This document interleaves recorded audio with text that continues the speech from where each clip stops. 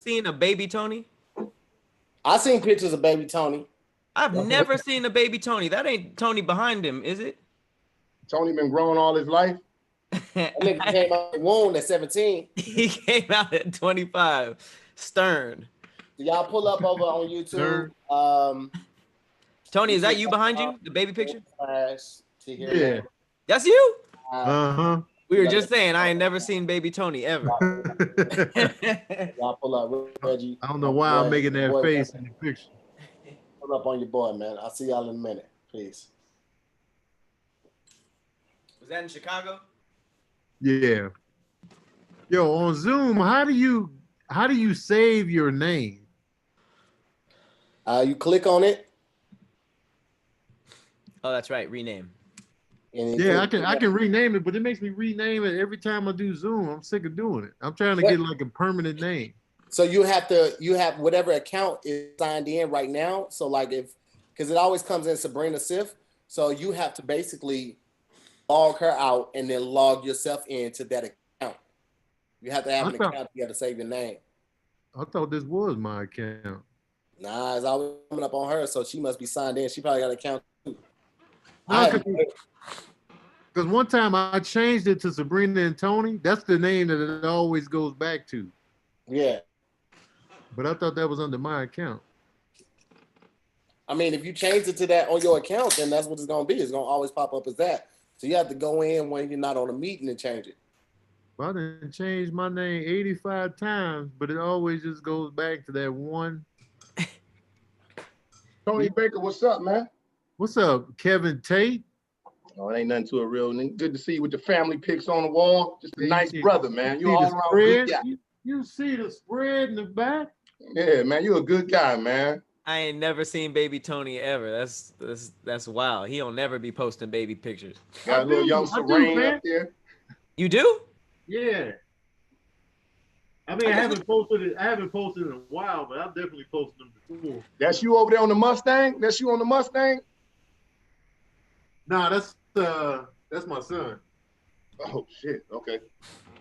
Hey, one of your sons tall as hell. Both of them tall. One of his sons worked at Transit. You said what? One of his sons works at Transit Pictures. Which one? One. He edits all the wording hard. Oh, really? Yep. You said Sincere? Yep. Oh, okay. I didn't know that. Hey, what up, B-Lou? What up, though? B-Lou, what up, though? What up, Tate? B. Lewis. Hey, wait. This hella feel like a green room right here. A lot of us ain't seen each other in hella, so it hella feel like a green room right now. These guys. Bro, we about to hit 1,000 before 7:05. That's crazy. We had 996, 7:04. Where you at, my boy? Hey, Tate, you in Inglewood? Yeah, man. I'm in El Segundo. Oh, you in El Segundo? Yeah, man. That's my wallet. What's up, P-Dollar? What up, man? How you been? Good, man. Tony Baker, get your ass in here, man. You know what I'm saying? What's up, B-Lou? What's up, man? My lady, man. What's up, man? Man, I'm super excited. Oh, there you go. What's up, Godfrey? Hey. Green screen angle, man. What's Everybody up, got green screen. Huh? Shock hard, you know what I'm saying? Hey, man. How many people to say something? Yo. Can you hear us? Huh? I'm saying if Godfrey can hear us. Can you Yo, hear us? hello. Hey, what's up, baby? What up? What's up, nigga? What up, Godfrey, man? You brought that. Hey, Godfrey, Pull up. hey, man. What's up? Pull up. What's up, brother? How are you, man? You know, man. What's good? You know, shit. Still here, bro. Fuck. There you go. What's up, boy? Hey, man. First off, listen, man. Already we had 1,100 people before 10 minutes into the broadcast, man. That's yeah, nigga. That's because I'm on the fly, nigga. Set your goof ass up, boy. About, nigga. What's going on, man? I'm froze. You froze, Kevin Tate. Turn your camera off and turn it back on. See if that help, bro. Turn that Android off and back on. Let's get the I got an Android. Shut up. Godfrey, you an Android user? Yeah, Samsung, man. I thought man, everybody in New y'all York. I brought me thought out. everybody in Bad New York had an iPhone, bro. No, man, fuck though. Oh, Godfrey he's live 24 hours a day. Oh, Godfrey don't take no breaks. Godfrey be live 24 hours Come a on, day. man. On what? My boy, On Instagram. Every time I get on Instagram, he live. Hey man, Tony Baker, you the master of the fucking Instagram, boy. That's real shit. Hey, you walk today? Oh, definitely. I walked in, went to the gym. Why you do both? Why both? Because I can live at the gym. That nigga trying to get. Can y'all hear me, man? Yeah, we can hear you, Tape. But you Yeah, you it seems frozen, like I'm brother. freezing. Yeah, so try to. Are you doing it on your computer or are you doing Why it am on I your phone? frozen? I was gonna do my. I'm on. You gotta do it on my phone. I'm on my laptop. Should I do it on my phone? You If should. hold on 1 second, B. Luke. Tate, if your wireless isn't strong in your apartment, do it on your phone. Just log out right now off here from your computer, and then log back in on your phone and just do it from your phone. I'm gonna try the computer real quick. All right. Yeah, you should Tate. You should leave a public library and walk to your house. All right. Cap- Go. Cap's face was getting frozen in the most stern position. He was just like, Hey, what's up, man? What's up, all them digital? what it do, B. Lou? What's up, man, boy? Hey, what y'all been talking I about? feel like on it's gonna be a magical night, so I'm already getting my drink ready. Ew, what, you say a magical night? I thought it was gonna be a magical night, bro. Here's the thing, bro. When we had Leslie on, we had 4,600 on Leslie, and then we hit 50,000 subscribers. I had 50,000 subscribers. I want to say 2 nights ago, so we took a shot. So every time we hit the milestone, yeah, we take a shot, man. Yeah, man. Well, take back magical though. Nah, bro, magical legit. I don't know how I felt about that. I don't know how I felt about that. Why can't we be magical as black men? Hey, It's man, weird. I got some beef with you here, man. I sent his ass a goddamn picture that I wanted to use. This nigga chose a chubby face, goddamn, Here's New the York thing, like a though. cover coat. B. Lou sent me a picture with just this part. That's It's all like, my nigga, I can't. Who does that? I have nothing That's to all work you with for the need. flyer. No. Featuring Brandon Lewis. Hey, man, If I say send me a headshot, send me something that you would submit to a role. You wouldn't submit that picture to a role. I'm gonna get on Godfrey's ass too. I would submit that to a role. I would I submit don't that have to a a role. regular headshot. Shut up. Well, you shouldn't. Soon as Godfrey get back here, I'm gonna get on his ass too, because he got a black and white picture. I'm sick of you. You like one of them pigs in the Caribbean that they be feeding in the water. The pigs on the beach. You know, that be talking with the people. That's to hear you. Shut y'all ass up. I'm sick of both of y'all. I had nothing else. All right, Charles. Tony, what you? What's up, Tony? Man, I love you, man. Hey, we out here, man. Tony, what you slick eating? What was wrong with my headshot? Oh, Godfrey. Everybody else sent a color headshot. Everybody else sent a color picture for their headshot. I got the color version of that. I'm sorry. I do. Am I back? Godfrey sent me the picture that he submitted for his role in Hey, what up, Blade. Crispy boy? I have a color headshot of that one. Sorry. Oops. That was your Blade picture. He was like, Hey, somebody talk to me. Am I back? You back, boy. Thank you, boy.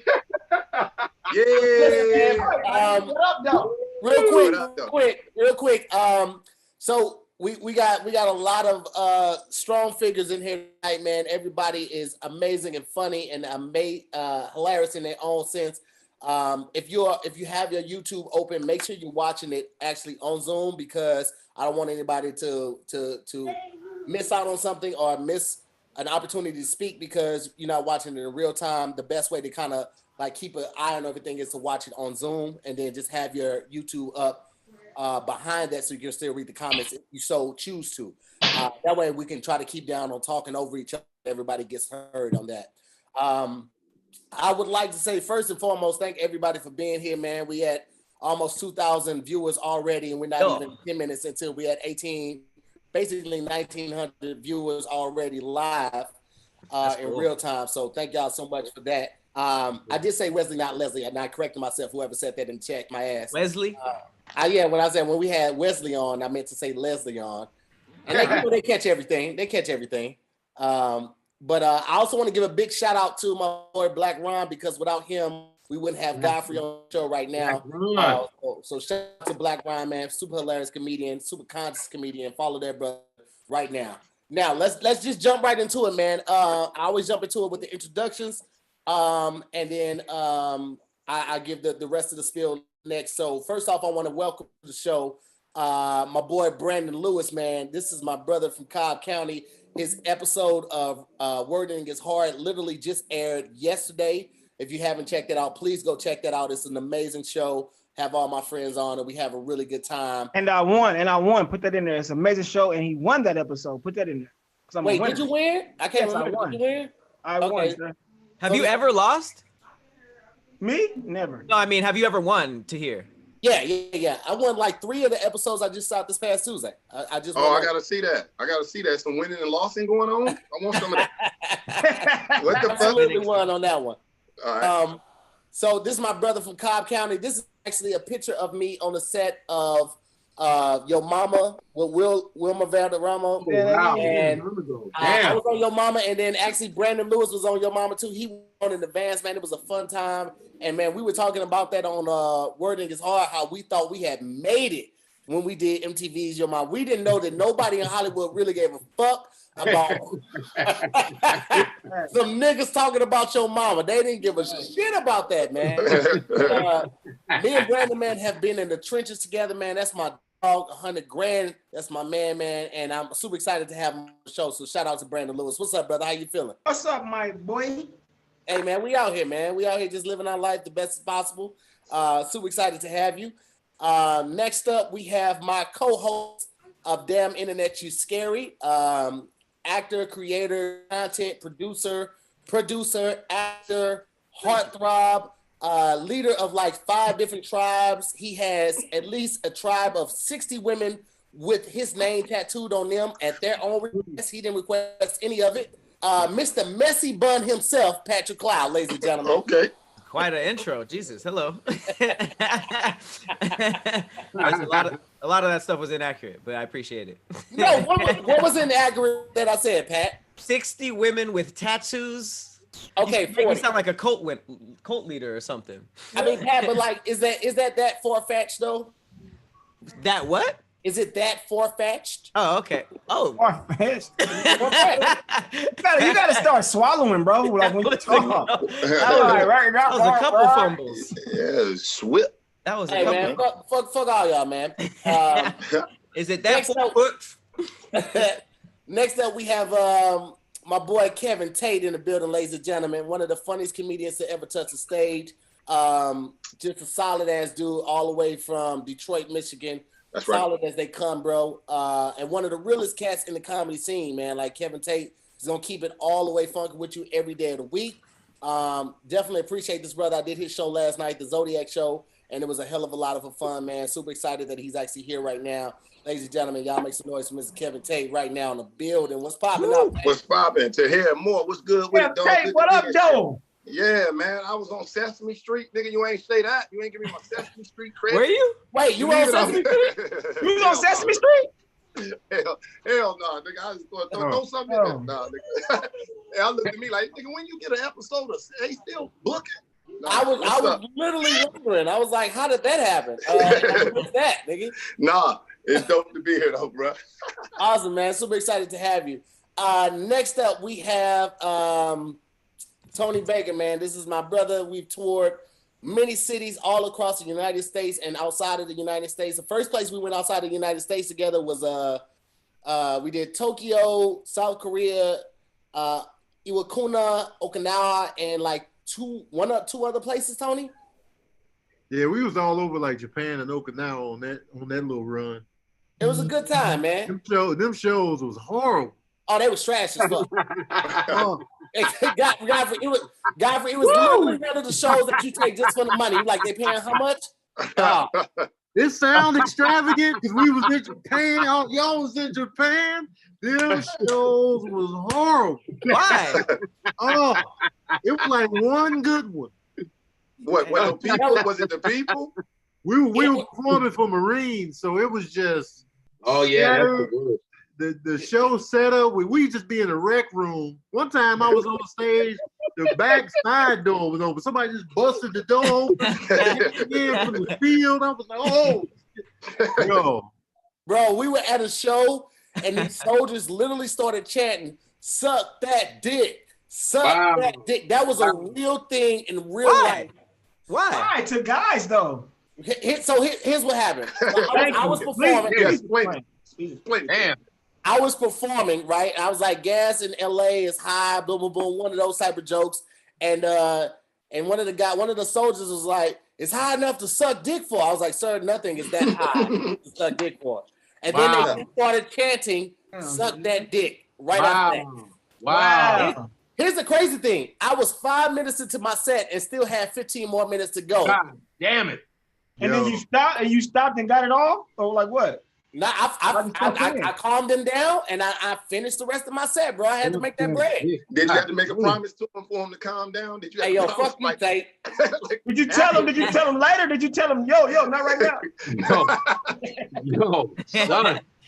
Did you bargain with him? Pause on that shit, son. That's why you said magical. Now it's making sense. This nigga said we're gonna have a magical night.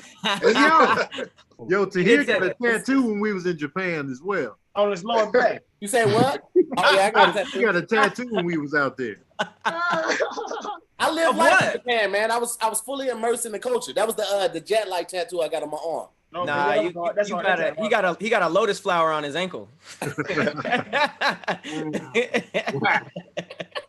little dragon on his back. A real tiny one in the small of his back.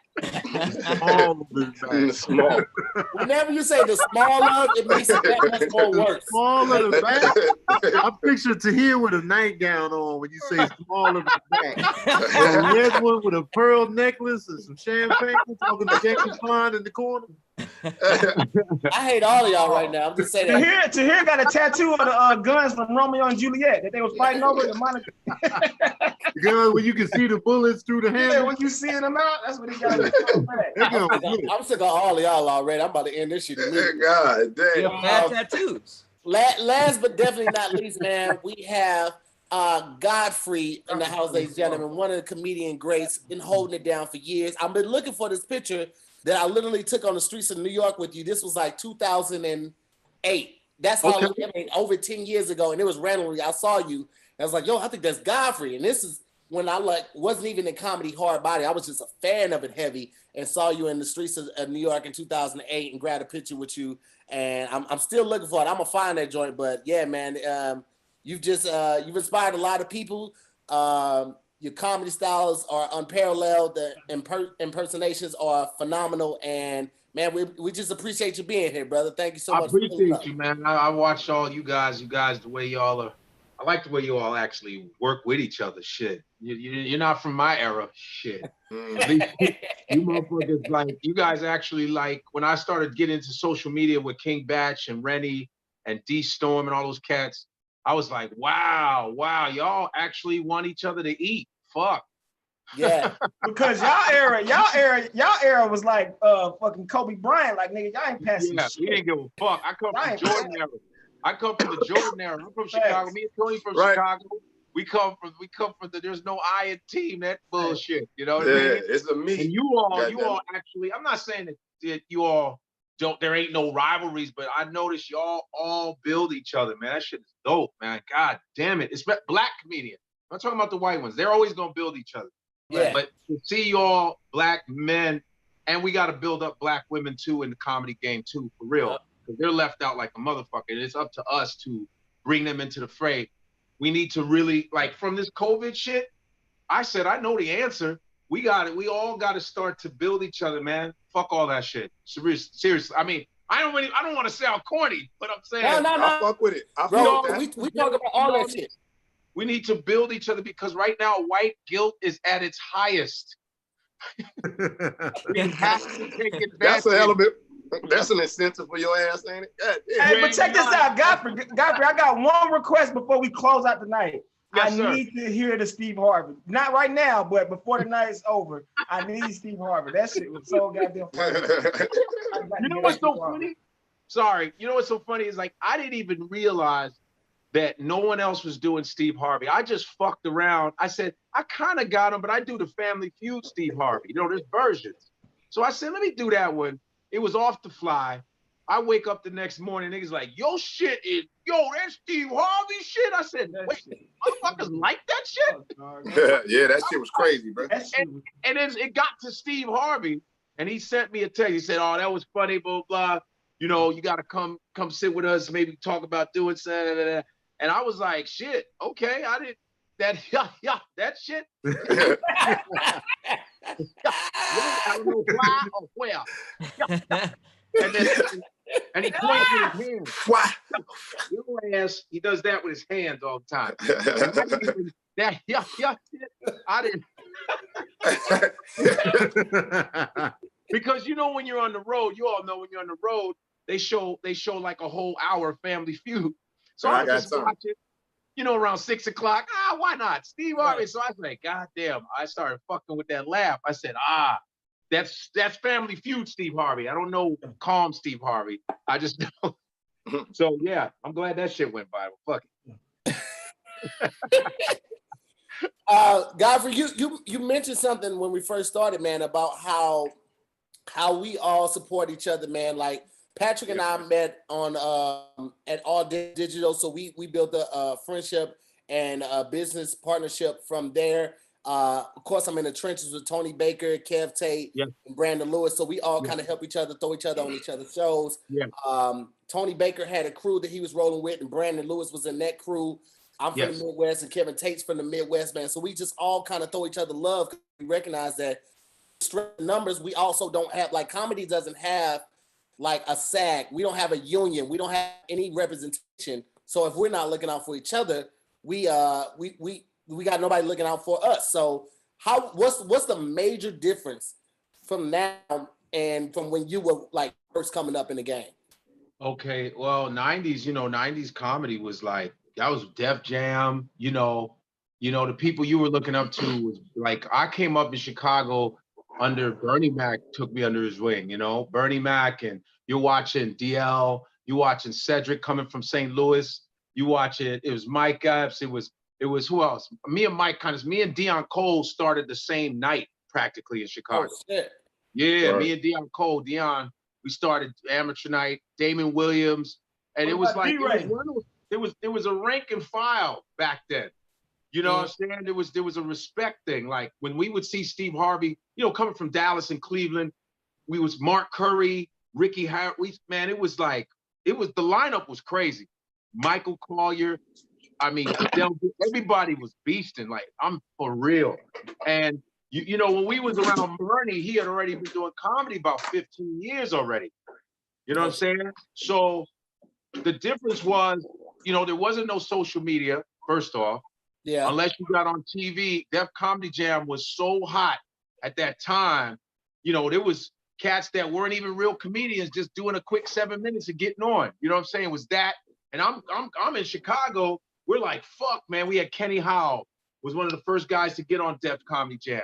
Then Bernie Mac got on that shit. Then Bernie Mac got on it twice when he said, I ain't afraid of you motherfuckers. That was his second time on there.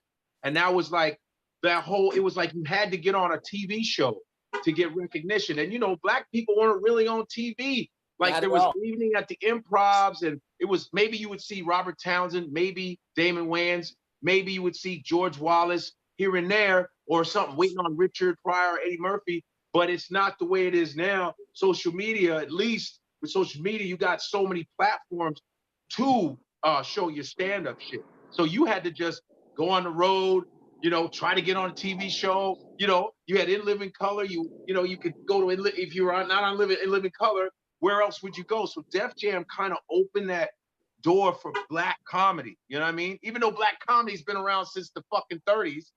If you all, let me tell y'all, I'm gonna give you all a book to read. I think every black comedian should read this shit. All right, y'all ready? Yeah. It's called On the Real Side, okay? On the Real Side, Laughing, Lying, and Signifying. The History of African-American Humor from Slavery to Richard Pryor. Shit. It's a fantastic, I read it in college, and it is by Mel Watkins. And yeah, Slavery to Richard Pryor, it is the Bible of Black comedy. You should read it. And you should read about what we went through as comedians back in the day. There was a time where it was illegal to do stand-up by yourself. You had to wear blackface and you had to be in a team and talk in dialogue. You could not do comedy by You were black, you had to wear blackface? Black people wear blackface? People as light as you, bro, and lighter. There was a brother by the name of Burt Williams. He was the first black comedian ever televised. He was like a mime. He wanted to be like a Charlie Chaplin. Look up Burt Williams. There's a book on Burt Williams, America's first black star. He was Caribbean. He was lighter than you, and he had to wear blackface. Blackface. You know what I mean? So he had to wear blackface, and you had to wear cork on your face. You had to wear it. There was no, or you weren't going to work. You understand? You weren't going to work, and you wouldn't. After you performed, you weren't even allowed to eat in those areas. You had to go somewhere that is black owned or whatever. Right. Or they would kill you or whatever. That's crazy. All right, well, real quick, Godfrey, let me stop you real quick. Wait, I want to know if there were slave comedians. Hold on, I'm gonna let you finish answering questions real quick. I just want to let the people know. What the fuck? This is another episode of Zooming with the Homies. I don't have this behind a paywall because I know everybody do something, but I want you to be able to get the laugh. Most importantly, I want you to be able to get gems. And all I ask is that you take care of my guests. If you got it to give, please, please, please support my guests. All of them are comedians and content creators, and we're not able to hit the road like we used to. So at this time, I'm going to ask all my guests to change your names to your Cash App handle. And if my people have it to give, they're going to give it to you. They're going to bless you with a little something for the night for coming and pulling up, man. And it's just my way of saying thank you, and it's their way of saying thank you as well. So, Godfrey, I can change yours for you since you're on your phone. Is it Venmo? And Cash App is Godfrey Comedian, and PayPal is godfreycomedian@gmail.com. So it's all free. He gave all of them. Hell yeah, because sometimes people go, you don't got PayPal, you ain't got Venmo, you ain't got that is true. Especially people out of the country, like I think Canada doesn't have Cash App, so they have to do Venmo and Canada. Right. Whatever you want. Anytime it's a .com on the end, it's too goddamn much, man. It's .com. Like ain't nobody sending nothing in a .com, man. Only So real quick, man. Pat, I know you wanted to ask the questions. I go ahead and ask it. Go ahead and ask your. Yeah, I just wanted to know, there were slave comedians? I mean, no, it's not slave comedians, but it was just Jim Crow. This is the Jim Crow era. This is after slavery, post-slavery. I'm sure there was, but it comes from slavery because of what we went through. We always had to laugh laugh our way out of oppression. That's why it says slavery to Richard Pryor, because it talks about post Reconstruction, the whole time. And then it talks about the Toba circuit was the first Chitlin circuit with Stephen Fetchit, Mantan Moreland. It was Moms Mabley. It was Red. It was all of the motherfuckers came from the Toba circuit, where it was Chitlin shit. That's where the shit came from in America. But I live in New York City, and in early 1900s, man, it was in all the cities.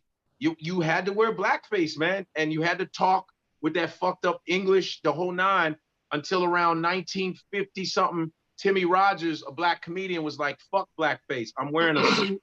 And I'm not wearing no goddamn blackface. And that's when it kind of changed. Pigmeat Mark and all those dudes kept wearing blackface. And this brother by the name of Timmy Rogers he's like, I'm not doing that shit. And that's when Red Fox was coming around. LaWanda Page, who played Aunt Esther. All of these people started coming around and changing. They were not wearing blackface. They were just coming with vulgar shit and talking shit. Then that brought on Dick Gregory, who was more political. Dick Gregory, Godfrey Cambridge. It was Godfrey Cambridge. There was all of these different kind of political comedians coming around. You know what I mean? So then you had Cosby, which is a shame to see what has happened to Cosby, but that motherfucker was a game changer. Bill Cosby. There was Cosby. There was a lot of different, even when you watch Sanford and Son. Oh, shit. Look at that. God damn. Oh, wow. 2008. Wow. That's you on the left?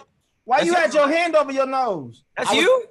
I was doing the mustache. I had just got the mustache, so I was showing the mustache when I did that. I thought that was a fat Asian woman. Get your homeless ass. I'm so sick of your shit, man. Hey, what's the story? Hey, what's the story behind the mustache on your hand? Like, you thought that was the shit? You thought that was Ain't gonna no story, man. All his tattoos are bullshit. That's the story.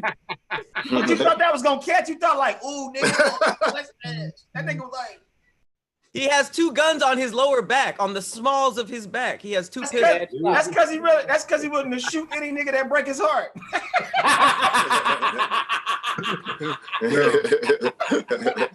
No. I'm so sick of y'all shit already, bro. Yeah, man. Tony Bacon, you're one of the upperclassmen in our class as far as like I want to say experience and definitely age. A lot of people look at you like a big brother and somewhat of a leader in the class, man. How do you feel about what comedy is right now as far as blacks in the mainstream? In the mainstream? What you mean by mainstream? Like in regards to like the main clubs, outside of black-owned clubs, like blacks on main shows outside of the Black Night.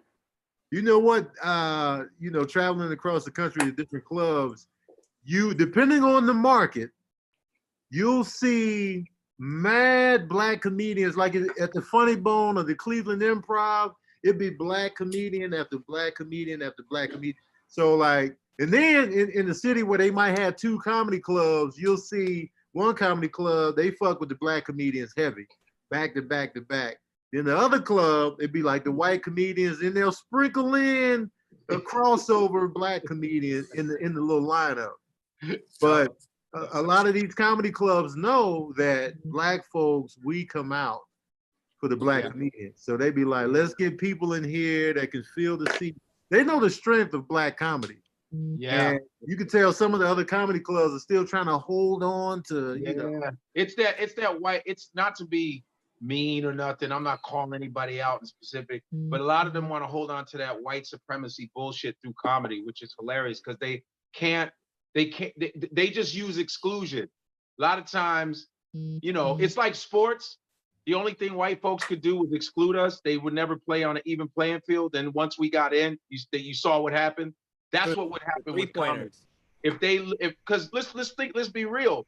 When anybody names the legends in comedy, they're all black, really. Pryor, Cosby, you just keep naming them. And maybe Carlin. I got Carlin on my t-shirt. But George Carlin is like the Eminem of the, you know what I mean? He's the one we fuck with. But if you name the legends of comedy, pound for pound, the black ones come first. You know what I mean? And, but they don't, as far as ownership, it's like the black quarterback. They want us there, but they're still trying to hold on to that position because it's a power position, because if a lot of times these white audiences, they want to see black comics, man. They want to see that shit. They want, because we kill in mixed audiences. We just funny. We just happen to be black. We don't, not every black comic is doing dick shit. We do a lot of smart shit. Tony Baker's an example of that, who does really smart, clever ass shit. Like 15 minutes on coleslaw.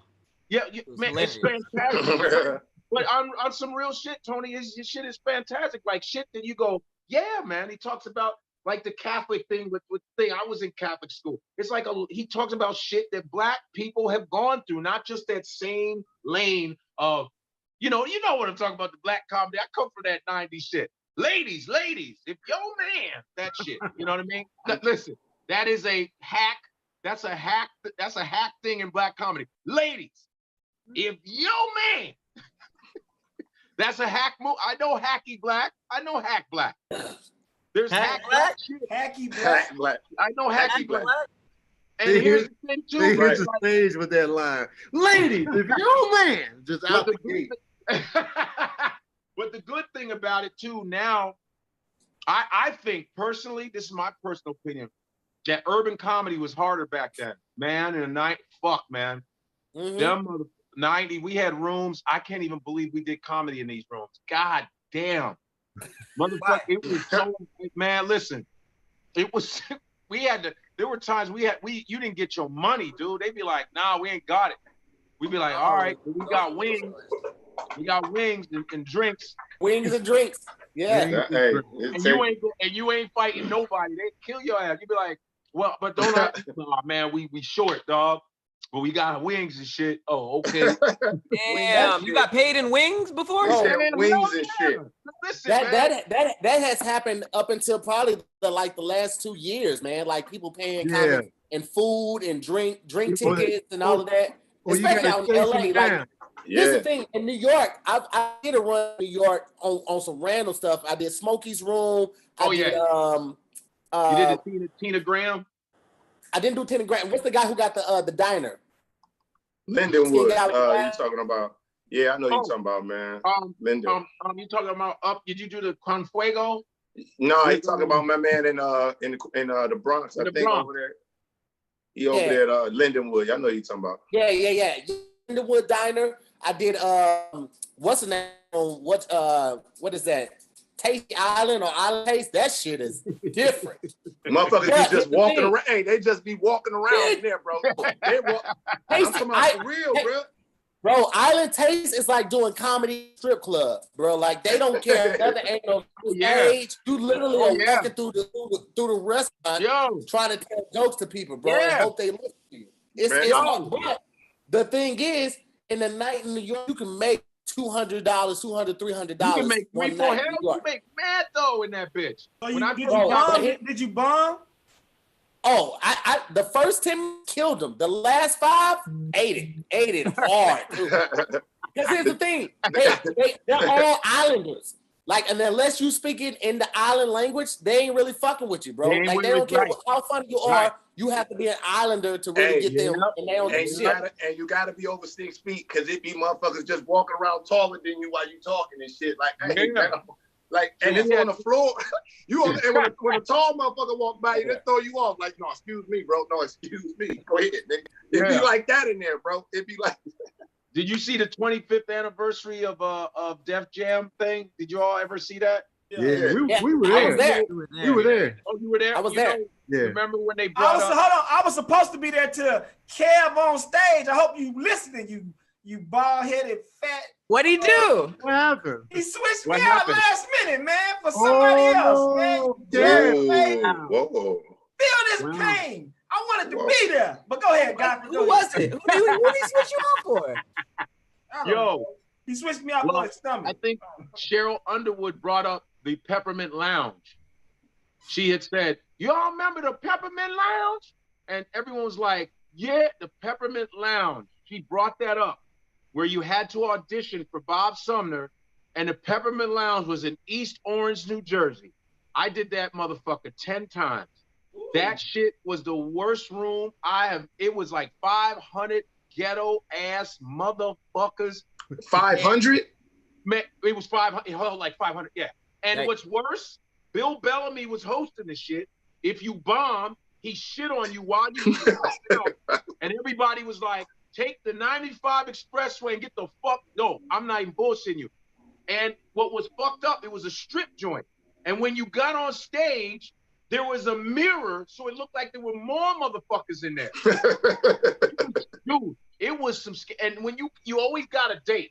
My manager would say, they gave you a date, you got the Peppermint Lounge May 15th. It'd be January. You thinking about that one gig for fucking 5 months. And you tell other dudes like Franz, if you know Franz Cashes and all the motherfuckers, you be like, yo, when you got your date, man, I'm May 15th. Fuck, man. I gotta do that shit in 2 weeks. Damn. Yeah, man. It was rooms like that with Talent. If you guys know Talent. Oh yeah, you know, funny, man. Yeah. You know, Drew Frazier, all those cats. Talent had a bunch of rooms. Man, he had a room called, it was called the Manhattan Proper. And I was there with a suitcase. Tony Woods let me stay at his spot, but I had a suitcase. I had to wait for Tony Woods to get to his apartment, but I had to do this gig on Linden Boulevard, like Tribe Called Quest was describing. You know, I'm coming from Chicago going, oh, it's Linden Boulevard. It's the Boulevard of Linden. Yeah, the Boulevard of Linden. And so I was like, yo, son, I'm here. I come in with a suitcase. Talent is on stage. He sees me. I'm trying to get by with my suitcase. He goes, this nigga here. Fucking tore my ass up. Didn't know I was on the show. But I get on the show. There's people watching TV. Niggas rolling dice. It was dice. Man, that was those kind of rooms. Those rooms were crazy. But if how much time you had to do? How much time you had to do? You do about 15, but it was that's a long time. But it was 10, 15. But you know what though? When you murdered, it was bananas. You started to get used to the shit. You know what I mean? You just come in there. What up, y'all? Who likes to fuck? Out the gate. Right off the dribble.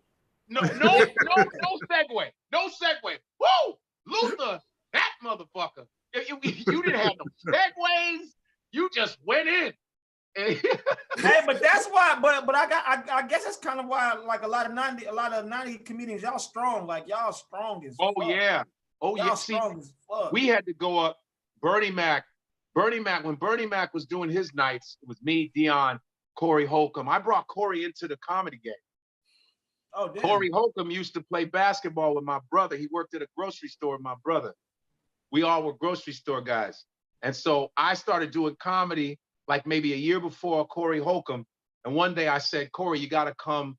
And I've known Corey since I was 16. Corey is he was a phenomenal basketball player. Like I heard about that. I heard. It's vertical. No joke. That nigga was cold as fuck. And I said, yo, he stopped playing basketball. I said, man, you need to come do comedy, Corey, for real, man. He goes, man, I've been thinking about that, but I'm scared, dog. I was like, nah, you need to come do this shit. I'm telling you, man, you're so fucking twisted. Your shit will be dope. All you got to do is shit your pants for about 2 years, and then you're going to be good to go. And I brought him to amateur night. It was a Wednesday, and Damon Williams put him up. And that was the end of the story. Corey's first joke was a Sesame Street joke. Funny that you said Sesame Street. His first joke was, is Big Bird fucking Snuffleupagus? And he killed. He killed. I can do that. And then from there, that was it, man. You know what I mean? Tate, you from the Midwest, man. That Chicago, St. Louis, Detroit area, man. Got some of the toughest rooms I've ever experienced in my life, man. What was one of your toughest experience in the Detroit club? Well, to keep it 100, man, I only was doing comedy in Detroit. I was sneaking on stage like once or twice. I really didn't get into comedy for real till I moved to LA. But I will tell you, they had Coco's House of Comedy. So me and my cousin used to get fucked up. We would both drink 40 ounces, right? And I tell him, he's like, yo, I'm going to his car. And I was like, yo, I'm going to get fucked up. We would park on the side of the building. I would go up in that motherfucker and you had to sign up. And if you ain't funny in there, they shake their keys and shit. Everybody in the room starts shaking their keys. And I done already scoped the room out though. Like, okay, came back, bro. I had 2 jokes, bro. I told my cousin, look, bro, if they start ringing the keys, bro, act like you going to the bathroom, bro. I know how to get off stage. Hey, listen, I did it twice, bro. I only did comedy in Detroit 2 times, bro. I did it once there. As soon as I heard the key, I got off the stage, and they wasn't even booing me. The homie was getting ready to leave and shit. Yeah. And I got off stage. The motherfucker wasn't even. The nigga was getting ready to go. I heard the key. I got the fuck out of there. I said, "We out." Right? Yeah. That's funny as fuck. Detroit had some funny motherfuckers like Mike Bonner, Tony Brown, Tony Roney, motherfucking Bell. We had Spanky. I know all them motherfuckers. Yeah, I know all of them. And what's funny is like when Bernie and George, if you guys met George Wilborn. Yeah, of course. I've met George, yeah. Man, you talk about the coldest MC and motherfucker, George and Bernie, dog. Listen. And they would kill so hard, dude, that you got up on stage and niggas were still laughing. They were still laughing from there. The crazy part. Go ahead. A lot of people don't realize that hosting is a completely different skill than just doing jokes. Like a host can be a great comedian, but a great comedian doesn't necessarily translate to a great host. That's right. You get comedians up there that don't realize, like, as a host, I know up top is my job to set the tone. So all the comic has to do is come up and knock them down. But a lot of comics who aren't hosts or naturally hosts want to do a 15-minute set in between every comment. It's like, my nigga, like, let us go home. The audience is tired. I'm tired. I just want to do these jokes and get the fuck up out of here. That's why a lot of our shows run so late, because here's the difference between the black MCs and the mainstream MCs. Black MCs, it's all about the MC. It's about him. It's about his show. Like talent, he ain't gonna do the show unless he's murdering. It's all because if you kill, like say, give it up for my man Tony Baker, and he goes like this. Yeah, take the mic off the stand. Yeah, but anyway, you gonna come in my house? Fuck that. Like it's the ego stroke, man. Black MCs, it's like they come in, it's about them. But it's like you said, MCing is about setting the tone and making it good for the next man, and next man, and next man. But some black comedians, like back in the day, they wanted to make it hard for you. They go, I'm gonna tear this bitch down and then bring your ass up. Why do y'all think stand-up comedians be assholes so much? Like they on stage, they're like the most likable people ever, but it seems like a lot of them get off stage and they're like, yeah, bitch, you unstable. Yeah, because this shit kind of like boxing. It's kind of like boxing as far as the confidence. That's me though. I get off stage. You know what I'm saying? When I get off the stage, bro, I'm in a straight rage, bro, and for about 2 minutes, bro, of breathing. But I think motherfuckers is unstable. I think comedians overall, you got just like motherfuckers is unstable to some degree, bro. All this shit, because every night you jumping in front of a bullet every night getting up there. Because it's not in the bag. No matter how good you are, it ain't in the bag. You feel me? Yeah. So we jump in front of that every night, a higher and fire. So Detroit was a blur for me. So it was LA when I started. I think it's also like, Pat, to speak to what your question, like it's a different type of rush that you get when you're on that stage and you're getting that feedback from that audience, man. Yeah. Like I've been drunk, I've been high, and like none of those compare. You know what I'm saying? Like it's in the sense of highs and like just like that feeling of euphoria, it's a different type of feeling, and it's a natural feeling when you get that from the audience. And it's like you don't know what a person's been going through, so that feeling that you get from the audience, that reassurance of being funny, that reassurance of being important, that reassurance of mattering, is different from anything else you've ever experienced in your life. And some people are addicted to it, so they know other people on the show, but they like, I need that. I need 6 more minutes of laughter before I can bring this next thing up, because I just need that shit. But then why be hostile if you just killed? Anger. Well, comedians are. It's angry. not anger. We're angry people, man. We're narcissistic. We're fucked up. To be performing in front of people, there's a fucked upness about us. Let's be real. Some people are like when we look at Trump, you go, that's a narcissistic motherfucker. Well, I am too, but I'm not as extreme. But we all extreme. We're all very competitive. That's the truth. Thanks. Jealousy happens. Oh man, why did they give to that nigga? I mean, everyone does that. Everyone gets mad. You know what I'm saying? So that's why the comedy is, we're angry. Everybody's angry. Even Seinfeld. I'm gonna tell you, I did that the documentary Comedian with Seinfeld, and Seinfeld told me, he said, man, I'm always annoyed by shit. Always. I'm always mad at shit. Like, but that's what keeps us all funny. We're mad at shit. We're really mad. It's the truth. I'm always like annoyed at some shit. You know what I'm saying? Yeah. And the thing about the comedy game, you know, it's changed a lot, I guess, but the foundation never changes. I don't give a fuck. Someone told me I was arguing with one of these comedians younger than me at this Comedy Cellar. They were like, nah, one day one of these young comics they're gonna be able to get comedy quicker. I said, no, they're not. Fuck are you talking about? You just because you get on a sitcom quick don't mean your comedy is good, bro. The stand-up comedy shit, the work ethic don't change. I don't give a fuck. Thanks. It never changes. You have to do a lot of stage time. You have to do your 10,000 hours. Thanks. Seinfeld told me whatever your year is in comedy is your age in comedy. I never forgot that. If you're 10 years, you're a 10-year-old. If you're 9 years, you're a 9-year-old. If you're 20 years, you're a 20-year-old. He said that will keep you level in this art form. I was like, word. Brandon, you come from Atlanta, man. Atlanta got a lot of hard rooms too. And they got a lot of small rooms. I remember when they had everything over there on Peter Street, and you had Tapas 255. It was one of the rooms, but one of the most iconic rooms was Uptown. And when Tate was talking about them shaking their keys, I know that was a signature move at Uptown because I saw it being done in the comic, especially on Sunday nights when Shorty was hosting. And that was the night where like the drug dealers took the night off and all the strippers took the night off. And they was up in that motherfucker. And it was hard to command the room. How was Atlanta comedy scene when you were coming up? Oh, that Shawty room, his wasn't the hardest. I started on Lil Duval night.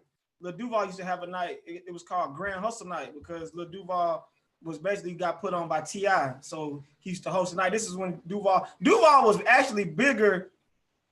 Well, I mean, he'd always been big, but like Duval been the man for a long time. Like on the South Side, on the chilling circuit, like Lil Duval been like he been on. But he used to have a night, and my first time doing comedy was Griff. Y'all know comedian Griff? Yeah, Griff. Yeah, Griff. Yeah, Griff used to have a night. It was for the mature audience. It was on a Wednesday, and this was right after Yo Mama. So like after I won Yo Mama, and then I lost that episode, my boy was like, "Man, you should do comedy." And I was like, "What?" He was like, "Yeah, nigga, you should do comedy, nigga." So he was like, "Yeah, man, like write something." So I wrote up a little bullshit ass story, and then I went to perform at an open mic. I did good at the open mic, and then I went to Uptown on a Wednesday. I did good, and then Griff was like, he was like, "Okay, youngster," he was like, "You should come back next week and do the crowd your age." And I was like, "Okay." And then as I was walking away, he was like, he was like, "Hey," and I turned around. He was like, "They boo," and then they're like, the nigga just like disappeared after that. But mind you, I'm thinking like they boo. I'm like, nigga, I just ripped. In my mind, like they not gonna boo me. So okay. So cut to the following Tuesday. It's called Grand Hustle Night. Now this is like where everybody in Atlanta, T.I., the whole Grand Hustle there, packed house, right? So I'm 2 weeks into comedy with a manager. I got a manager, right? So me and my homeboy Kelvin, shout out to my homeboy Kelvin, we go in, right? And he politic. Wait. This nigga say he was 2 weeks into comedy. He had a manager. That's what I was laughing at. He was headed to Hollywood. Listen, that's real shit. Cause you think you finna blow up after your mama, and then you just ripped at the comedy club. You gotta do it correctly, man. You don't realize you got so much shit to learn before you start giving the motherfucker half of your $10. That's real shit, though. Go ahead, B. I'm sorry, bro. Go ahead.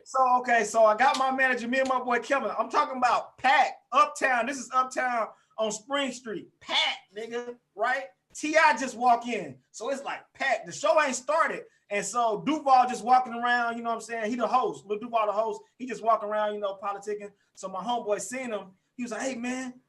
And now mind you, this is a manager and me, and I'm not talking, but I'm right next to the nigga. I'm right next. It's us three talking, but I ain't saying shit. I'm right next to Duval. So he like, "Hey man, put my boy on. He funny as shit." He like, "Put my boy on. He funny as shit." Brandon Lewis. He like, "Put him on." So the Duval like, "Man, I don't know, man. The show, it's a lot of comedians, man." He like, "Come on, bro." He's like, "I'll pay you what I gotta do." He was like, "Man, calm down." And he politicking. So then Lil Duval was like, "All right, nigga, like write his name down, and then if I get to him, you know, I'll put him up, right?" So the show start, packed house. Yeah, the whole Grand Hustle there, and like the stage of Uptown is like it got a VIP section that's basically on the stage. On the stage, right? So like this is a make or break night for me. Like if I rip, nigga, I'm like nigga, I just ripped in front of T.I. everybody. You out of here.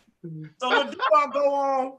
And Lil Duval couldn't even handle his own crowd, but he wasn't bombing. But like they didn't, you know what I'm saying? It was a bunch of rich niggas in there, a bunch of street niggas. They not, you know what I'm saying? They listening, but they not listening. So Lil Duval, he was having a hard time a little bit, like trying to get them together. So he was like, me and Joe. He was like, "All right, man, fuck it, we gonna get the show started." Shit. He was like, this first nigga coming to the stage, man. He been right. He was like, "Man, what's his name?" He went in his pocket. He was like, "Y'all give it up for Brandon Lewis." Now, I don't know if y'all know about Uptown, but it's a long ass walk to the stage. Yeah. It's a long ass walk to the stage, right? So, Dead man walking. Right. So I walk, and you know, I grab the mic. I'm like, "What's up, everybody?" Nothing, right? So I'm like, they be carjacking in Atlanta. And then, if y'all know, like, boom, that shit contagious. Like, as soon as you say boom, everybody else be like, hell yeah. Like, so. Wait, that was it? That you said one thing, they be carjacking in Atlanta? I was like, they be carjacking in Atlanta, and then the nigga was like, boo. What? Right? That was just the setup. And then I was like, yeah, man, they be carjacking. You gotta watch yourself. And then somebody's like, man, get this nigga off the stage. Like, right? They didn't give you a chance. Look, bro, look, dog, it's not over, bro. Look. So they booed my ass. So I'm like, all right, man, that's been my time, right? Put it up. And now me and Duval, like, we gotta walk past each other, right? So he come back on stage, they boo, they was like, boo, nigga, like, boo. So then they play the music, whatever. We walk past each other, right? So I'm like, fuck, if you ever bought as a comedian, that shit is devastating. It's like, nigga, I want to quit, right? So I walk up, so Lil Duval get the mic. He was like, hey man. He's like, man, y'all, hold on, man. Y'all take it easy on him, man. Hey, matter of fact, Brandon, come back to the stage. Come back. He's like, come back to the stage. Come back to the stage. Now, I walk back up to the stage. Now I'm standing next to this nigga like a charity case, right? So he like, Lil Duval like, y'all know what to do? Then the DJ was like, then everybody was like, kill yourself. Gunshots, nigga. Gunshots come off. The DJ play gunshots and everything, bro. Bro, What? let me tell you something. Yo. Like, I've heard so many horror stories from Uptown. I never want to do that club. What? Kill yourself? But the side note, and then the fucked up thing about it, I'm young, and you know, like when you bond, you're supposed to leave, like get the fuck on. I stayed the whole night and like enjoyed myself and shit. So that was my After first that? time. Huh? Room, bro. Yeah, after that, like when you bomb, nigga, you supposed to go home. You supposed to go home. Why'd you stay? I stayed because I didn't know no better. So shit, I got me a Corona. I'm walking around. I'm looking at the show. It's my first time. Like, this is legit my first time watching a real comedy show. And TK Kirkland headline. He killed. That was my first time. TK killed that audience. Like, I was like, damn. I was Oh yeah. TK killed. And Scruncho was his opener. Now, no disrespect to Scruncho, but Scruncho bombed. It's a tough crowd. They got Scruncho. That show you what type of crowd it was, though. Y'all know Scruncho hood nigga, bro. Scruncho. Like the hood stuff for him. But this was back when Scruncho was all cripping, like when he used to have like the crip rag, the crip, all that. So like he was a little, you know what I'm saying, as far as in Atlanta, like we don't gangbang like that at the time, we didn't. So it was a lot. Damn. Yeah, everybody got horror stories. I want to know why they booed Brandon so fast, though, man. Just hear him out. Crazy. They be carjacking in Atlanta. They like, boo, man. Carjack to get over here. Don't remind me about what I did, man. That's why they booed you so fast. They called that nigga a narc. They was like, man, shut the fuck up. Exactly. It was carjackers in the building. Yo, sometimes the subject matter ain't the right one. Sometimes you go, okay, I'm gonna talk about yeah. And then you go up there, you be like, yo, you see that? Nah, we didn't see that shit. We didn't see it, bro. Don't ask no questions. You know what? You got to pivot on stage. Time out.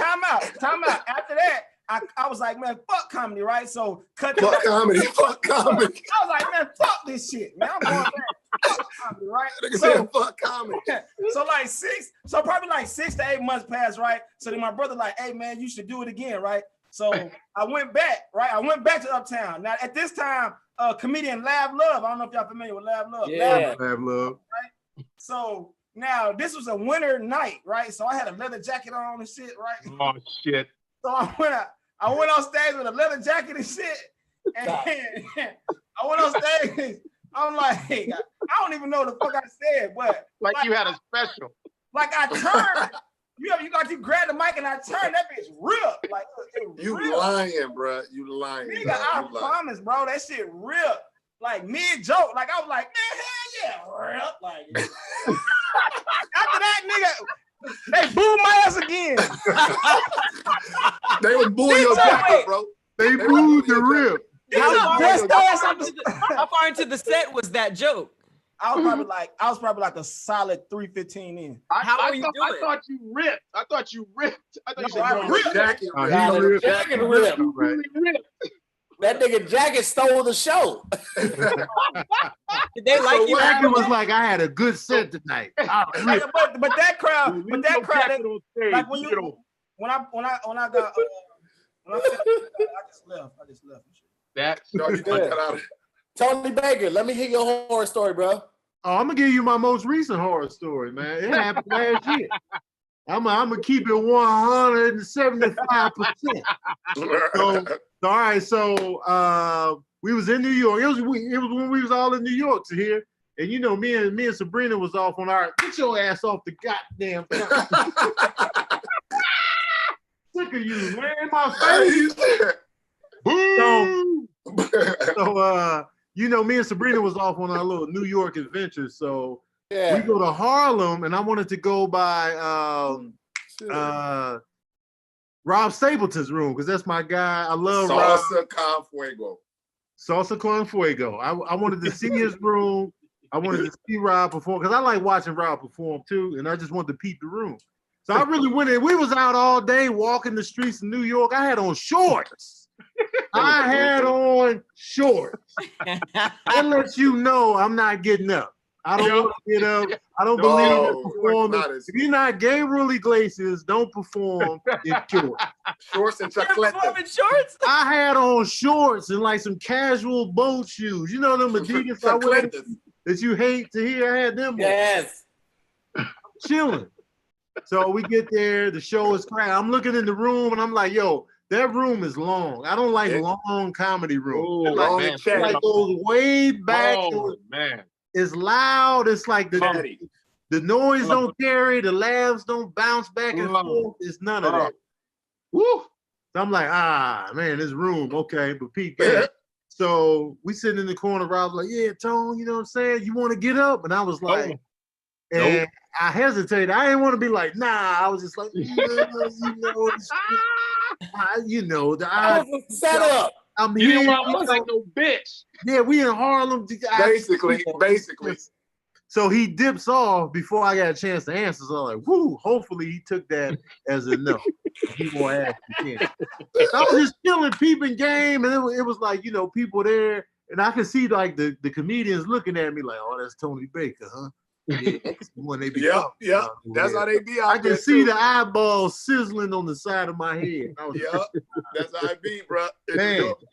So Rob comes back and asks me again. And I was just like, you know, it's just, you know, it's crazy out here. It's wild. You know, the weather. The weather. Climate control. You know, Donald Trump is in office, man. It's crazy. I'm just saying all kind of stuff just to get the pressure is fucked up. Yeah, mushrooms, you know, grass, manure, you know, you put that in easy bake ovens, Play-Doh, you know what I'm saying? And then Sabrina goes, just go on up and do 5 minutes. No. Just go on up and do 5 minutes. It was in slow motion. Just go on up and do 5 minutes. You know, once your girl say that, you be like, man, I ain't no punk. Exactly. So I slide up there in the shorts. So I go up, I do 7 minutes, and I give them the good shit. I give them the stuff we've been doing on tour that I know works, but I was delivering it half-assed. I didn't move, you know, to hear. I walk on stage like your legs are out. Your legs I walk the entire real estate of the stage. Yeah. I just be doing stuff. Yes, right. I was just standing there in the shorts. Now, like the first few tables was listening. They were like, yeah, you know what I'm saying? We in Harlem, we enjoying you. And then everybody else, there was other people talking. They was on phones and stuff, and I'm just taking it all in. But I'm plowing through it with the material. And so it wasn't a bomb. It was just mediocre as hell. Now here's what made it a bomb. That's a Tony Baker bomb story, mediocre. No, he's not done. This is what makes it a bomb right here. So it's good. I'm defeated internally, but I'm like, all right, y'all, you know what I'm saying? This, that, and the third, I'm Tony Baker. And so I'm about to slide off. Here's what made it a bomb. Rob was like, hold on, Tone. Hold on, Tone. Come here, man. See, y'all got to realize this dude is funny. And I was just like, That's when I just disintegrated. You could have laid this casket on the stage. Really. Tony, you remember that room we did in Fresno? Oh. Why do hosts do that? That was in Bakersfield, B. Lou. Oh, Bakersfield. That one, B. Lou did me dirty on that one. Here's what B. Lou did. It was a rowdy, black, thugged out crowd. B. Lou's supposed to do 25. B. Lou does 15 and ejects. He was like, all right, y'all, bring the Yo, he did 15 and bailed out. I'm still in the airplane. Nobody's in the cockpit. Oh, shit, we're going down. B. Lou jumped out, took the last parachute. The host gets up, cusses the audience out. Man, y'all always doing this shit, man. I try to bring comedians from out of town. Y'all be fucking it up, man. Y'all back there making noise by the pool table, man. I'm sick of y'all, man. 40s and blunts. 40s and blunts, man. Y'all ain't shitters and all this. I do this every week for y'all. And he didn't even butter it up with jokes or none of that. He was just like, fuck y'all. Bringing up this next comedian, he came a long way, Tony Baker. And I'm like, bro, you just Joe Clark the audience, and now you gonna have me go up and rebuild from scratch. B. Lou bailed out early. And the niggas in the back was 40s and blunts. That's all they did. 40s and blunts. So I did the only thing I could. I walked. Luckily, the mic was cordless. I went to the back in the center of the thugs and pimps. I was like, "What the fuck are y'all talking about?" 40s and blunts. Shut the hell up, man! I put my life on the line to win. You had to get your power back, bro. Bro, I had to. Or else I was gonna die. You were funny though.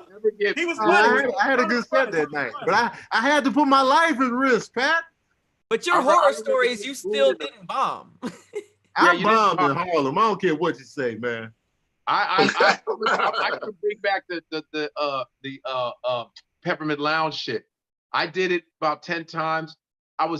Every time I had good sets. Cool. I was like, whoo, good. So then you know how you become comfortable. You're like, yeah, okay, I got this shit. Motherfuckers know me, you know, Tretch, all the motherfuckers would be in the audience. Tretch and, you know, Anthony Mason from the Knicks back in the day. The Knicks would be there. All of them. Oh, yeah, it was all Jersey people. So I go in there, I'm like, they say, yo, man, kill it tonight. I'm like, yeah, you know me, dig. I was getting comfortable. All right. So I went up. I'll never forget this shit. I go up. My first 5-6 minutes, I'm getting it. Boom. And this dude just comes out, man. Man, shut up, man. You corny, dog. In your set? During your set? In the middle of it. Damn. Yo, you corny, dog. Niggas is bold. Go, yo, man. He says, man, you sounding all proper and shit. I said, don't be mad because I did my homework, motherfucker. You know, da-da-da-da-da-da-da-da-da. Man, I thought I was good. Wait, what? Yo, man. Them motherfuckers was like, yo, that's my cousin, dude. Why you fucking... And he knew everybody. Oh. Yo, so I'm sitting here, still, I'm like, yo, well, man, tell that motherfucker to shut up. Boo! That nigga's booing me like it was 500. Boo, nigga. Boo. You got called out by the most popular nigga in the audience? Yeah, and this is what happened. So I'm like, I'm like almost done, and I was like, whatever. You know, I was doing that shit. And all of a sudden, I remember Scarface. At the end of Scarface, I started doing the, remember when he's getting shot? If you know Scarface, he's taking the bullets. So I started making Scarface. I said, it's okay. I'll crush you like fucking cockroaches. Them niggas started laughing at that. Then they stopped and booed me again. They were like, no, Nigga, a continuation of a boo? Back to that. Me, stop, laughed at the Scarface shit because I was like, it's okay. You can take it. I'm getting laughs. Then they were like, no, fuck that. Boo.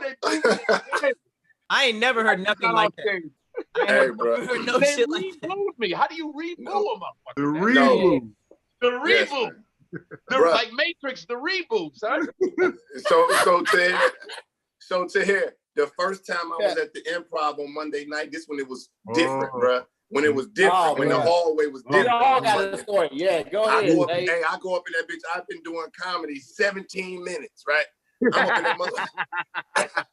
But I'm from the D, so I'm like, these niggas don't ever let me on stage. I'll rip this shit. I got one joke to hear, 2 of them, 1.5. I'm telling Spike, like, man, I will rip this shit, man. And you know, Marlo was hosting that night, Sexy Marlo. She come out there. Spike like, yeah, Marlo, this little nigga, you know, Spike like, this nigga right here, this motherfucker told me he'll kill this room. She said, I don't know you, nigga. I'm like, whatever, bro. Nigga, so I get my drink and go sit in the audience because I'm just lucky to be here. I got a wristband on. Nigga. At this point, I just got started. Man, Marlo on stage, Marlo faded. She like, look, I was just in the hallway and this motherfucker talking about he can rip this room and that y'all ain't shit and that he'll motherfucking kill this room. I'm in the audience just sipping my motherfucking drink like this bitch can't be talking about me, bitch. She can't be, right? I'm in the audience, bro. Like I'm at a table with food, bro. She like, I'm gonna bring his ass up here. And I want y'all to boo his ass because he think we weak up in here. I want y'all to boo his ass. I'm like, she said, where his ass at? What's his name? Where is that? We'll give you 2 minutes on everything I love, my nigga. I grabbed the mic, went up there, fuck relationships, nigga, and snatched the mic. I did it. The motherfuckers started laughing and shit. They got to going, nigga. Reg cut the mic on me, bro. He cut the mic, they booed. He cut the mic because I only had 2 minutes. I got it off, but Marlon don't know she did that. Only one comedian that I know was there was Clayton Thomas, bro. When I was scared as shit, I told 2 jokes. Thank the God Reg pulled the mic. I had nothing left. I had nothing, bro. I shouldn't even been in the club like that, bro. But I got that shit off. I shouldn't have been in there, bro. I knew when I grabbed the mic, but I got that shit off. And, but real talk, Marlo set me up. Marlo set me up. She be lying to this day. Yeah. Hold on, real quick, man. First off, I want to give a shout out to Affion Crockett just stepped in the building, man. What's up, Crockett? What up, man? What up, boy? What up? Young, what's up? First off, thank you, brother, for popping in on us real quick, man. I definitely appreciate it. Young ass legends. What's up? Hey, Feezy. Let me say something. With the exception, congratulations on that million too. What happened? Congratulations on your 1 million followers, man. Oh, thank you, my Oh yeah. But now let me. You and Tony, go ahead. Let me say this while I got the lot of you here. I see Godfrey all the time, but every one of you little niggas have been real instrumental in enterprising your shit. Like, yes, I've been in LA 22 years and I see niggas pull up, you know what I mean, right around 2001, like, nigga, I'm about to beat him, nigga, I'm about to, you know what I mean? And they be real chest out and all that. And then 2003, you like, where that nigga?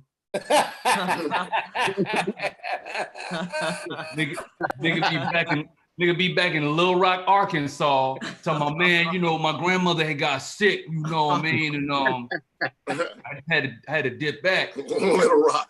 But it's something to be said about, you know, I've watched all of y'all do your thing, like escalate and be enterprising, and then, you know, using the internet and the stage together.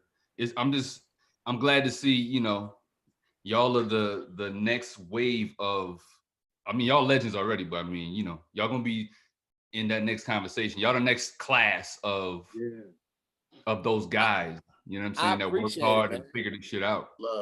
Thank you, man. Thank you so much. And thank you for pulling up, man. I want to get Pat in this conversation as well, but real quick, I want to talk about little bro.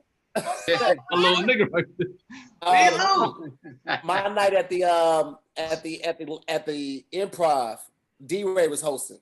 So if y'all, for those that don't know, if D-Ray don't know you like that, that nigga gonna bring you up like that too. So I had seen D-Ray a couple times in passing. We know a lot of the same people, but he didn't really know me like that. And the couple times I had done the Improv before, that nigga wasn't there.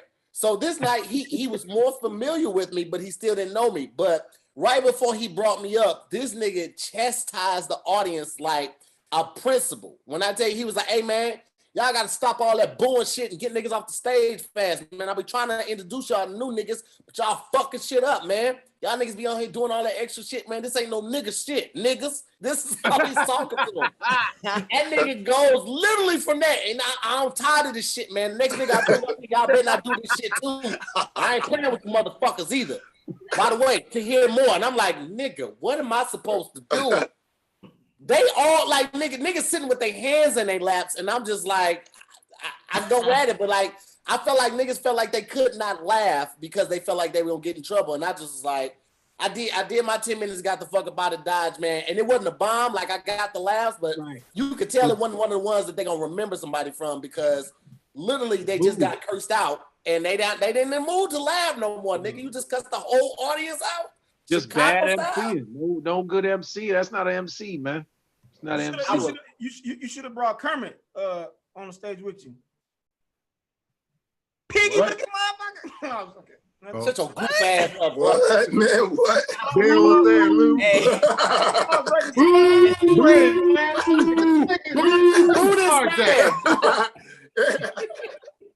Hey, B-Lou, you got a fanny pack on there? I ain't never seen you with a fanny pack, nigga. I ain't never. My nigga getting money out here. He getting money out here. I got daughters. Hey, Zoom bombs hit different. They do. Hey, I remember this picture right here. Okay, Tahir with the scrap. Okay, we get it, man. That was that night. That was that night. Hey, that was that night that Sosa jumped out the plane with no parachute. Houston was all the way live, packed house. Nigga, Sosa get a hard copy nigga, from though. He got a hard copy. I'm nice. He was like, I'm nice. I was like, Tahir got all the photos. Fuck. How do he got hard copies? How long ago was this? Shit, this nigga got Polaroid. He got all that stuff. That nigga got real pictures, nigga. I ain't seen a last real picture, nigga. That's just the filter. That's just the filter. It was taken with a camera, a phone. Oh, okay. I thought that was nigga, a real. They on your show. You don't have to prove to us that you know these. No. The picture brought up the incident. It brought up the story, Patch. You shut the fuck up. A future bun. I hate to be the one to state the obvious, but there's no one else on here but us niggas, right? Mm-hmm. Like I thought you were inviting me on because you had like an audience, and it was like, oh no, it's 4,000 people watching, Affion. It's 4,000 people watching right now. Wow. There's 4,093 people watching right now on YouTube. Hey, on YouTube. We got 4,000 people watching. I was about to say, I see 7 niggas on here. I don't feel like it's acting different after he got that Millie, bro. Ever since he got that this how it is.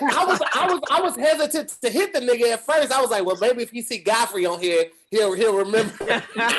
You flipped it? You flipped the features? I did. I sent it to him because I know him and Godfrey cool. I was like, hey man, I'm cool with Godfrey too. You want to? And when you start biting your nails, Affion, now he biting his nails. Nigga, get money. Hey, that is cool. It's cool that he pulled up knowing that it was just us, though. That's love. Exactly. I'm just trying to figure out when Tahir hair and beard gonna match. Yeah. You got like 4 different textures on your face, nigga. What the fuck is that? Yeah, he blushing. Look at the big blush. He said What the fuck is that, nigga? Shit. It ain't never gonna match. It ain't never gonna match at all. That's just, what it is. Out of everybody on here, Tony Baker is the one that is the hardest to reach. This nigga don't even like talking on the phone. No, Tony don't like words. Tony Baker been different since. What? You the nicest nigga in person, but I don't know. Try to call. As soon as we leave the club, Tony going to a cave. He don't talk to nobody. He's on via text, though. I'm all in via text. No, you're not. No, you're not at all. What is it though? What is it about phones that you don't like? Because somebody beat you with a phone before? You don't like because you got to be ready to get on the phone, man. Like you got to mentally be in the zone. You got to not be busy physically. You got to tap in.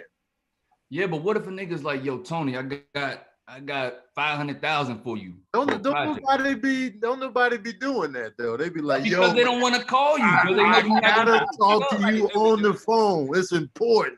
They know you doing your animals and shit. They know you doing when your animals. when I call back, they be like, yo, so I was just thinking like, maybe you should well, let me just think. I think I might have an idea, but not really. But maybe, but like, I was just wondering because I see, you doing your thing, and there's 15 minutes of that. No bread. Listen, trust me, I know those calls. Yeah. I've taken one too many of those calls. Hell yeah. Oh, fuck. Now, Pat, you've seen both sides of. You've seen the comedy side, and you've also seen the content side because you're a creator. What side do you think takes more effort from your perspective? God, stage. You guys are fucking gladiators. That's a whole different muscle. I know those calls. I've taken. It's literally like it's an art form. So it's like you gotta, at least from what I've seen, you gotta suck at it for a very long time before you're good. And I'm still in that stage. But it's like that for a lot of stuff. Like you can't sit down at the piano, you can't pick up a guitar and just start Jimi Hendrix, and you gotta fucking beat yourself up. So, that is crazy. It's comedy's a sport. Mm-hmm. It's a sport. You got to go to practice. Plain and simple. It's physical. Just getting. I remember doing a joke, and I'm sure this has happened to you all. You do a joke 9,000 times. On that 10,000th time, you go, "Oh, I found the right word. Finally, God damn." That's that weird. Whole thing. All I had to do was change that to cat, and now it's even better. This shit takes a long time. I wish they say, what's the fastest way? Do it a lot for a lot of years. That's as fast as you can go. Because in New York City, I'm coming up. It was me, Bill Burr, Patrice O'Neal, Greg Giraldo, Dave Attell, Rock, Chappelle, all of us, all on the same stages. We would be around Robin Williams and all these motherfuckers, and to watch Ray Romano and older people doing comedy. We was around that shit. So we were like, okay, our shows were like, the average shows that I did per week were 40. I did 35 to 40 a week. Damn. That was, 30. That was what I did. 35 shows? 30. Steve Byrne. You know who Steve Byrne is? Yeah. It was me, Steve Byrne, all of us. We would do like 40. Yeah, I would do 5 shows a night. God. 5 shows a night. Damn. Okay, and then on the weekend it would be like 8 on Friday, 8 to 9 on Saturday. Funny, 8 times in one night. And this is consistently. There's 52 weeks in the year. Let's just cut off some holidays. About 40-something weeks of the year, you're doing that amount of shows, between 30 to 40 shows a week.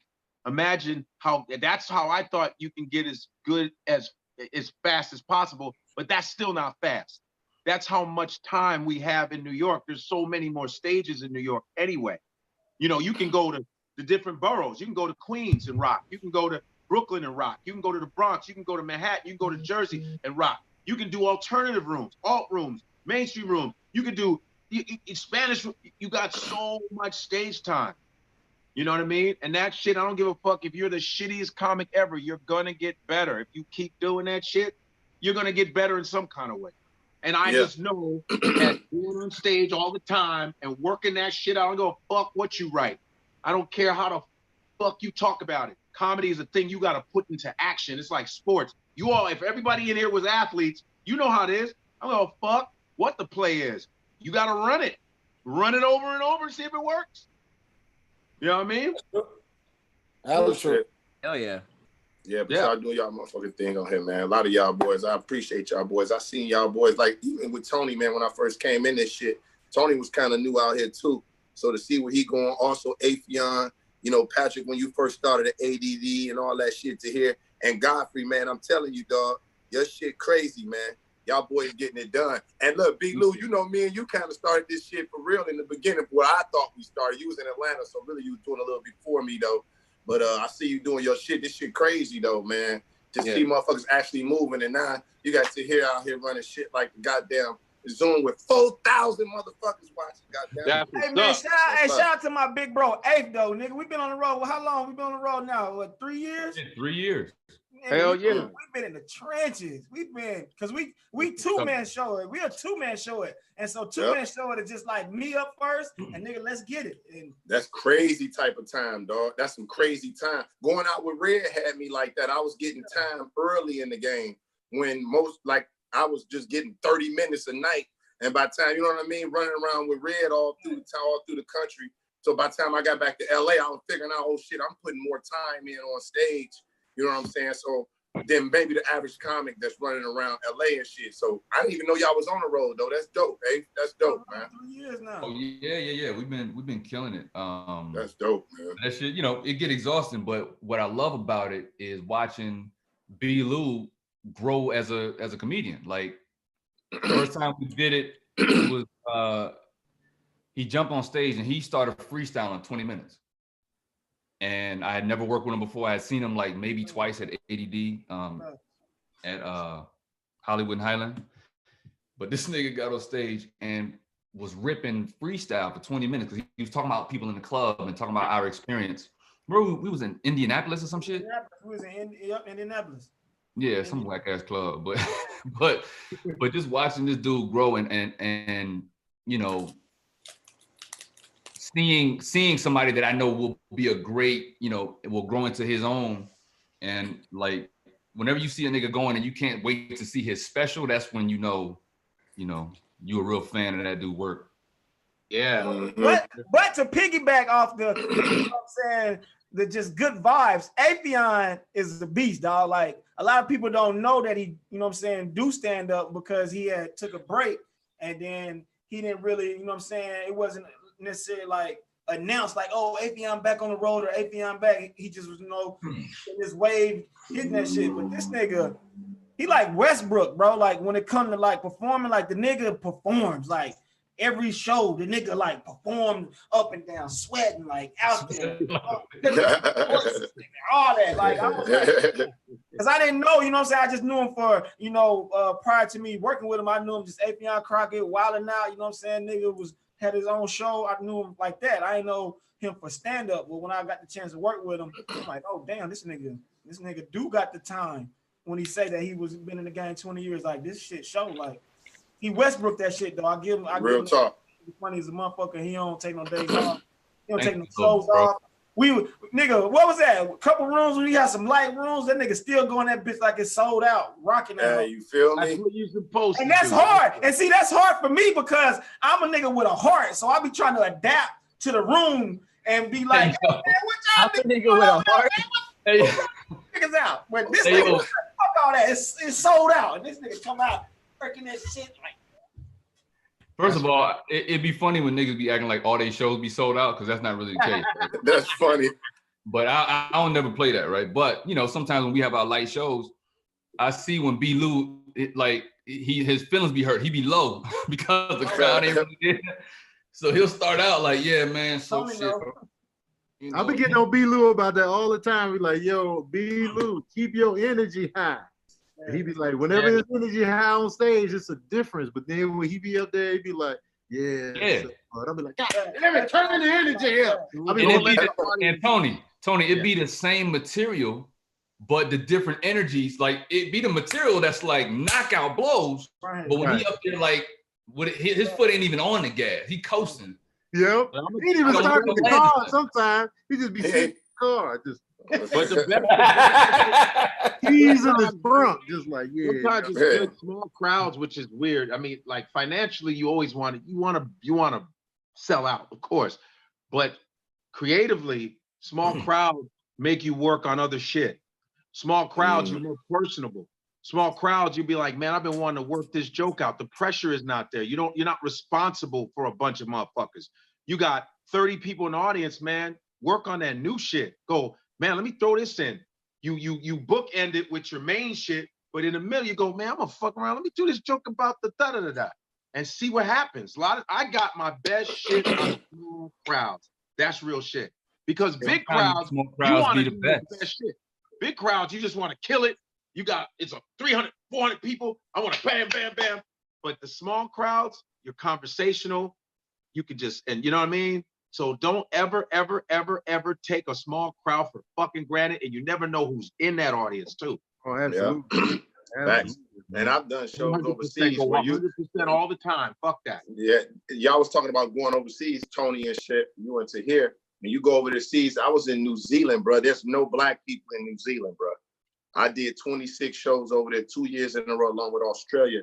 And when you go up there, it was people that had never even met black people before, African American and shit. But I still gotta push through because they speak the English language. So I would always ask in my shows, is there anybody in the crowd that's never met an African American? It'd be like 2 people are raised, and I go give them a hug all hard and shit. But you have to just be all over them and just be aggressive with them. You gotta give them a show. And I done ran into some shit shows, bro, overseas. I don't want y'all to, in case y'all didn't know or even thunk it, nigga, I ain't over that bitch doing the rings, nigga. I done a barn, nigga. I did a barn. You ever did a show, nigga, where, nigga, is a whole barn, nigga, and we gotta let the horse in before the show. So they gotta bring hold on while we bring the horse in, nigga. Like, nigga, I'm talking about, nigga, overseas where, nigga, I had a joke. I'd be like, yo, people were sending their kids. I'm like, go talk to him. It's Tupac. Go talk to him. I'm like, bitch. It's Tupac? They don't know Tupac dead. I'm like, bitch, stop. Tupac dead. I'm talking about, it was crazy over there, bro. And they had never seen, it was people that never met that. No black people, bro. So, but I still gave them a show and sweat. They'd be like, I don't know what the fuck you said, but man. But you know, it's Kevin, man. But the thing is like, when it comes, after a while, you just want to be a comedian, man. Yeah. Fuck, you know, you just happen to be black. You want to be worldly. I always tell people, they say, information, man. Comedy is information. It's good to read a lot, study. Don't ever think it's corny to know other shit. That's a lot of the problems with a lot of African-American comedians is they think, well, if I stay here, you know, like we are worldly motherfuckers, man. Some of y'all, you know, you look at a guy like Earthquake, one of my favorite comedians. Hey, man, shout out to Quake. That motherfucker was an Air Force man. He was in Germany. That motherfucker traveled the world as an Air Force dude. Like, we are worldly motherfuckers, man. We need to think like that. Do not think about, because sometimes, like you said, you're going to go overseas and you're going to be like, you want a joke that's global. Like, let me do a joke that everybody can fuck with. Because you'll be surprised that everybody gets exactly what you're talking about. They get it, bro. They know about hip hop. They get it, bro. That you're the only black person there. Anyway, fuck that shit. And they also understand dynamics of relationships. I don't give a fuck where you go. The same dynamics travel. They get angry just like you. All that shit. I'm telling you, man. If you funny. Don't matter. You'll be surprised who they watch. Nowadays, the world is a Pangea now. Everybody's on their phone watching everybody. You ever be on live and Tony, I've been on Tony's live, it'd be Saudi Arabia, hey, Tony Baker. Oh, crazy, man. There's no excuse anymore. Everybody's watching everybody. So let me ask y'all this. What's y'all top cities to perform in? Like top 2 cities to perform in? I love New York City. That's one. DC. I love Houston. Yeah, DC and Texas. Yeah, all of Texas. You know, Houston, Dallas is always lit. Philly was nice. Philly was solid. Philly was nice. Denver's cool. Denver's actually cool. Baltimore, my favorite city. Oh yeah, Baltimore. I would say St. Louis, Baltimore. I love Baltimore. Most angriest black people when you beat them up. Baltimore and Cleveland are the most miserable cities, but when you kill, you kill. Oh, we murdered that was me and Justin Hires. We murdered in Cleveland. That shit was so crazy. Y'all don't fuck with Denver? Y'all don't fuck with Denver? I ain't never been Denver. Hell yeah, Denver and Denver is the first interracial state I ever went to that wasn't fucking California. It's like Midwest in Denver. Like, it's white people date black people. It's dope. They got good energy. They come to shows, bro. It's a good town. Denver's a good town. Big, bro. Baltimore. I love Baltimore, man. I do Baltimore Comedy Factory in Baltimore. I'll be Exactly. I love Baltimore, man. And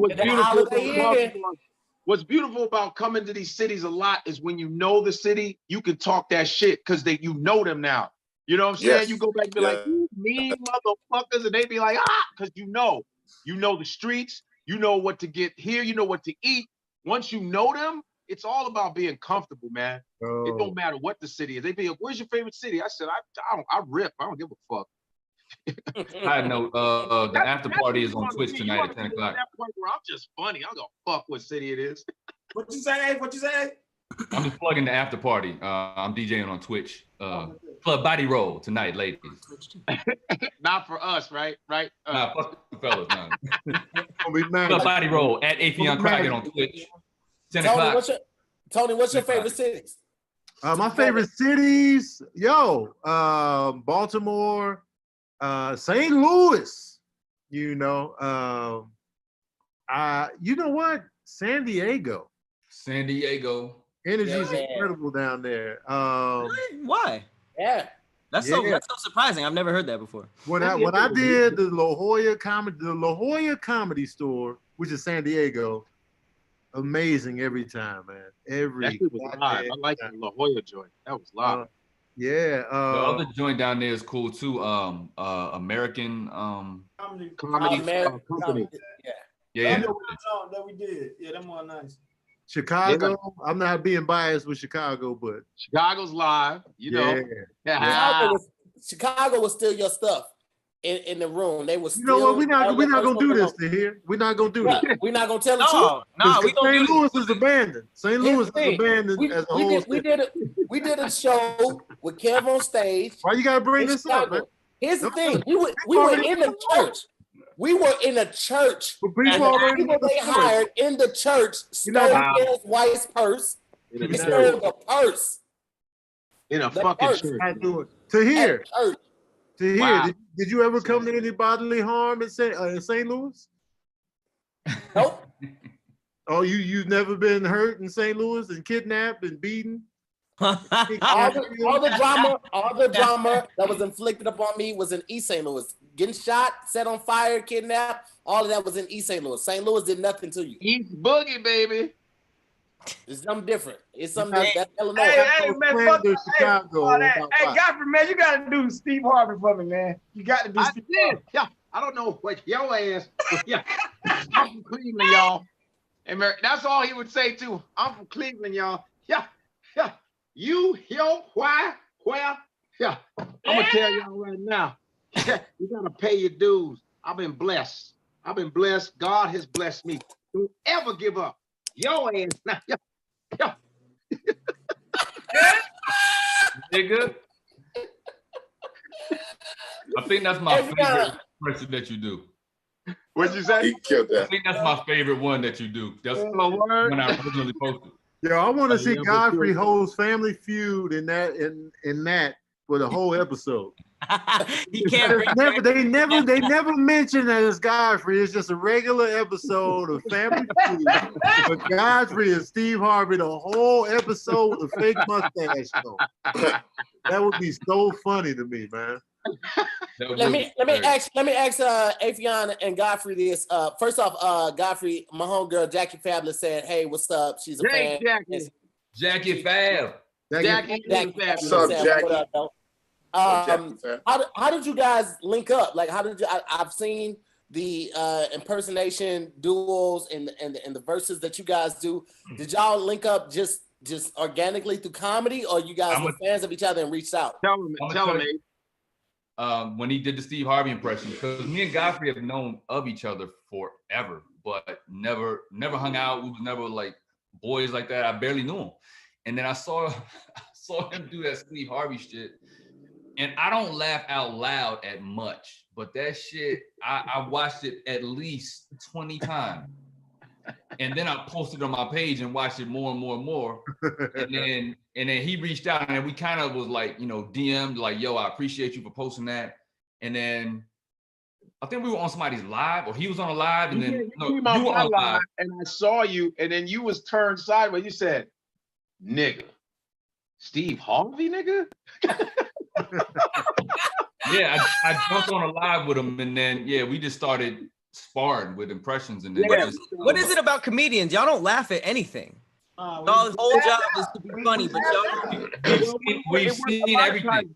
We're analyzing. A lot of times we're looking through it like an artist. You know how someone go to a museum and they'll go, "Ooh, look at that painting," but an art person that's an artist is like, okay, yeah. It's not like it's not funny, but we're looking at it as the technical shit. That's what we're looking at. Yeah, we're not watching the ball. We're not watching the ball. We're watching the play. And Patrick, we've seen it all. You know what I mean? I think I'm older than all of y'all on here, but I've seen Carlin, I've seen Cosby sitting down on stage, like doing this whole special sitting down. I've seen Richard Pryor, Eddie, Chris Rock. Like I've really studied a lot. Brian Regan, like just going down. Stephen, was it Steven Tyler? Not Steven Tyler. What's the dude with the bald, the real mono? Stephen Wright.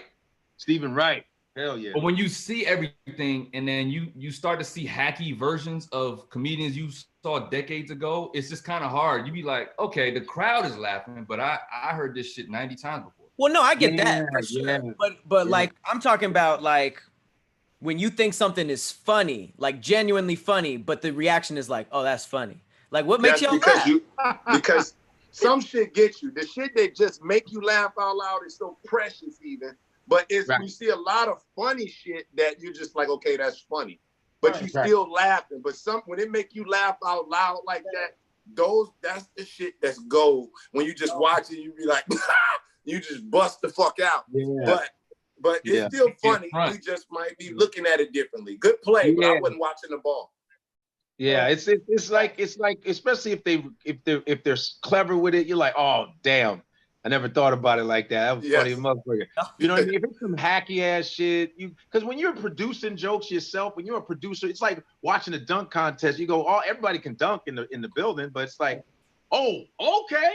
You know, it's like, you know what I'm saying? So especially if somebody is more creative with the same old subjects, because there's only so many subjects you're gonna talk about. But how are you gonna flip that shit? Like with battle rappers, they probably see so much, but there's always them cats that they loaded Lux the motherfucker, like, God damn.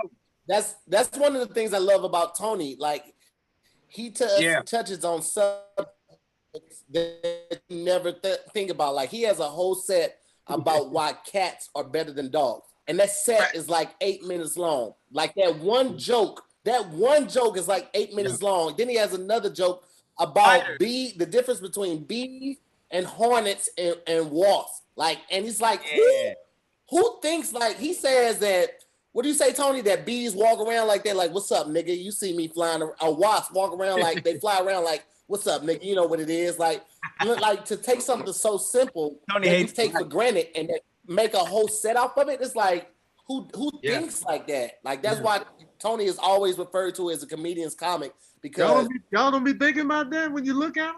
Man.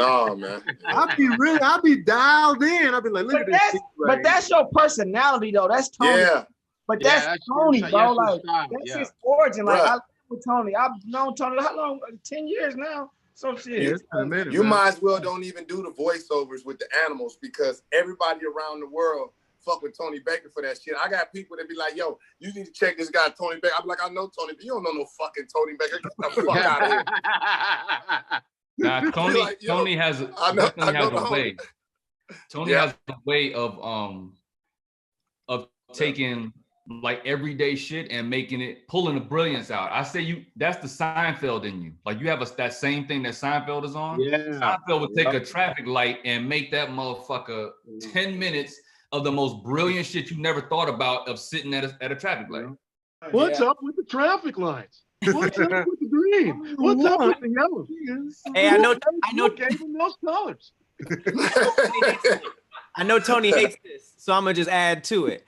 One of the first things I noticed, because I be studying stand-up comedians. One of the first things I noticed when I started doing stand-up was like it's weird that y'all don't watch each other. You know, like y'all are in the green room. It'd be like, all right, have a good show, and you're like, man, yeah, you guys don't care at all. But we don't. It's weird.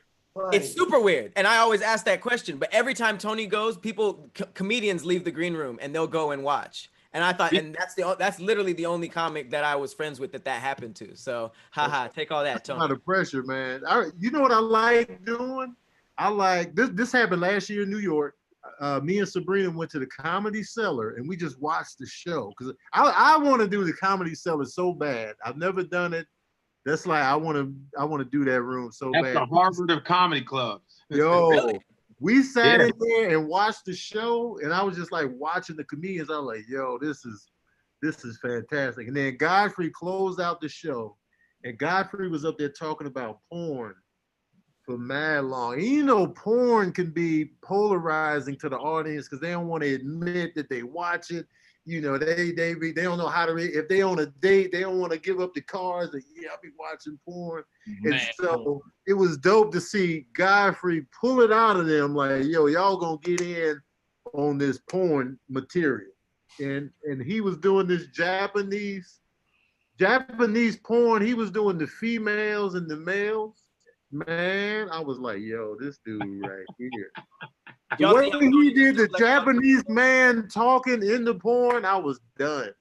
Yeah, because with porn, people don't understand that porn, you can literally watch it like it's a regular show. Because I've been watching it for so long. Porn isn't some, oh my God, you watch porn. Like, I watch it like I'm watching regular shit. I go, yeah, there's a difference between the Japanese shit, the porn. I've talked about the racism in porn, the shit like that. You know what I'm saying? And how it's so, whites are so entitled that if you say pretty teen or pretty girl, like a pretty woman, it's white girls first. White girls always pop up first. Like you have to get a black girl, you got to go ebony, black. You got to go Asian. You got to go Latina. But if you just say bad bitch, white bitches come first. Like I talk about more of the little shit in porn, not just, oh yeah, you fuck. Yeah, that's easy. But I'm trying to find a psychological thing behind it. Hey, yo, I fuck with that. Yo, the porn shit is so crazy. I got into an argument with a motherfucker on porn the other day. We about 26 comments deep arguing and shit, right? About some other shit. They up there in the comments, fucking, they up there on the video fucking like a motherfucker. I'm down here on the 260th comment in a full 17 reply argument with this motherfucker on some other shit. I'm in the community, bro. Sometimes it ain't even about the video all the time. Sometimes it's about being in the community, taking conversation, liking comments, replying. Because when I talk about porn, no bullshit, I want to let you know, because when I talk about porn, it's like, yo, everybody got to search. They up there doing that. I'm so deep in, I'm disliking comments. Like, bro, you own some shit. I got smoke in the they fucking like a motherfucker up there, bro. I'm down here clowning. But I'm just, maybe it's me. I'm in it's a community, bro. It's a whole hub. It's a whole hub. Real shit. It's a whole hub, bro. I get it. I think I love comics that can take taboo subjects and normalize it, because I think that's one of the gifts of comedy is talking about the uncomfortable situation with everything going on in the climate right now. For comics to still be able to hit the stage, whether virtually or in person, to take something that's taboo with what's going on right now, whether it be porn, whether it be insurance, whether it be death, to be able to do that, present it to an audience, and still get laughter from it is a special type of gift. It's literally something from God. So I never take it lightly at all, man. I've seen all of you guys do that at some way or another. Like even Pat. Pat is more of a content creator than a comedian, but he's made videos about the protests. He's made videos about the injustice that's going on. And there are videos that are on TikTok that people resonate with because they realize the realness of the video. And I think that's a real gift to be able to do that. And I want to ask Pat this. My bad, Tahir. I want to ask Pat this. I got a few questions for y'all, actually. Pat, you first, though. Did you, because you come into this game like you were a musician and just like, you came in not even on the comedy tip. When did you discover that you were funny? Who's that? I don't know who that came from. I did stand up in college. before All Deaf with no intent of being a comedian. I'd be doing research because I've always been obsessed with stand-up comedy. So I just wanted to know how they talked about jokes, how musicians talk about like songs and stuff. Right. It was almost like musicians and comedians were really, really similar, and I saw that. So I just kind of like did it to do it. And then when I joined All Deaf, I did it to work with comedians. You know what I mean? I didn't think I could really understand comedians or direct them or work with them if I didn't really know how to do everything, which is why I did acting and stand up. But it wasn't to do any of those things because I didn't have a certain, I just wanted to understand them and learn them. So I just kind of like that's why I loved being a part of this Zoom, even though it didn't need me. I just like absorbing all of these things because it's so interesting. Because your transition was so dope. Like when I first met you, I was just like, oh, he's the guy that, you know, he's a director or whatever. Get your ass off the goddamn. Hey, Tony, your cat is booing you. That was so instant. Yo, he just anyway. Also, I want to ask Godfrey and Affion this. Yes, sir. Have y'all? Because I know Tahir has, B. Lou. I'm not sure if Kevin Tate has, and I've hosted like a regular room. Have y'all ever hosted like a regular room for a long period of time? Yes, I did Comedy Cellar for 5 years. Oh, you hosted the Comedy Cellar, man. I've done the Comedy Cellar. I hosted. I was the regular MC. Will Silvers is the guy now, but I was hosting before them motherfuckers, and I was doing it from 9 p.m. to 3 in the morning, straight. Shit. And Todd Berry would always be the first on the top. It'd be Todd Berry, Mark Maron, it was Mark Maron, Greg Giraldo, Patrice, Keith Robinson. There was a bunch of motherfuckers, man. Then sometimes, I'm not even bullshitting you, it'll be a whole lineup. It'll be Damon Wayans, Chris Rock, Chappelle, Seinfeld, Robin Williams, like on one night, man. That's how I met a lot of people. But I was 5 years I did that. And then Colin Quinn, who actually helped me out with writing and actually extending on jokes. Colin Quinn was very, very instrumental in that shit. Because Colin Quinn writes his ass off. That motherfucker does one-man shows on American history, which is hard as shit. He said, hey man, you should stop. You've hosted here enough. You need to start doing your regular act. Because if you stay an MC, you're gonna be choppy. You're not gonna learn how to be a headliner.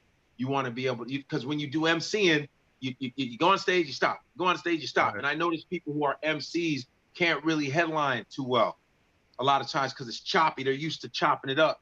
So then after 5 years, I stopped and started doing my regular shit. That's a bar.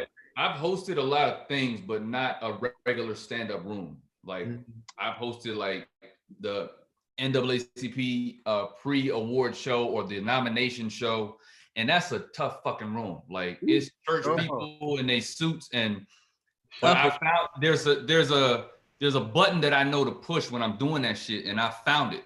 You know what I mean? So I'm used to hosting. I'm too introverted to be in a comedy club all the time. That's why y'all never see me. Like I don't like to be in the club. I like to go when I want to work on something, or if I just want to get out and check out some comedy. But I'm most people don't even believe this, but I'm a shy, introverted guy. I don't like to be out. And you know, people be all in your face and shit, and niggas be like, yo, what you working on? What you I hate what you working on. I'll be like, what you working on?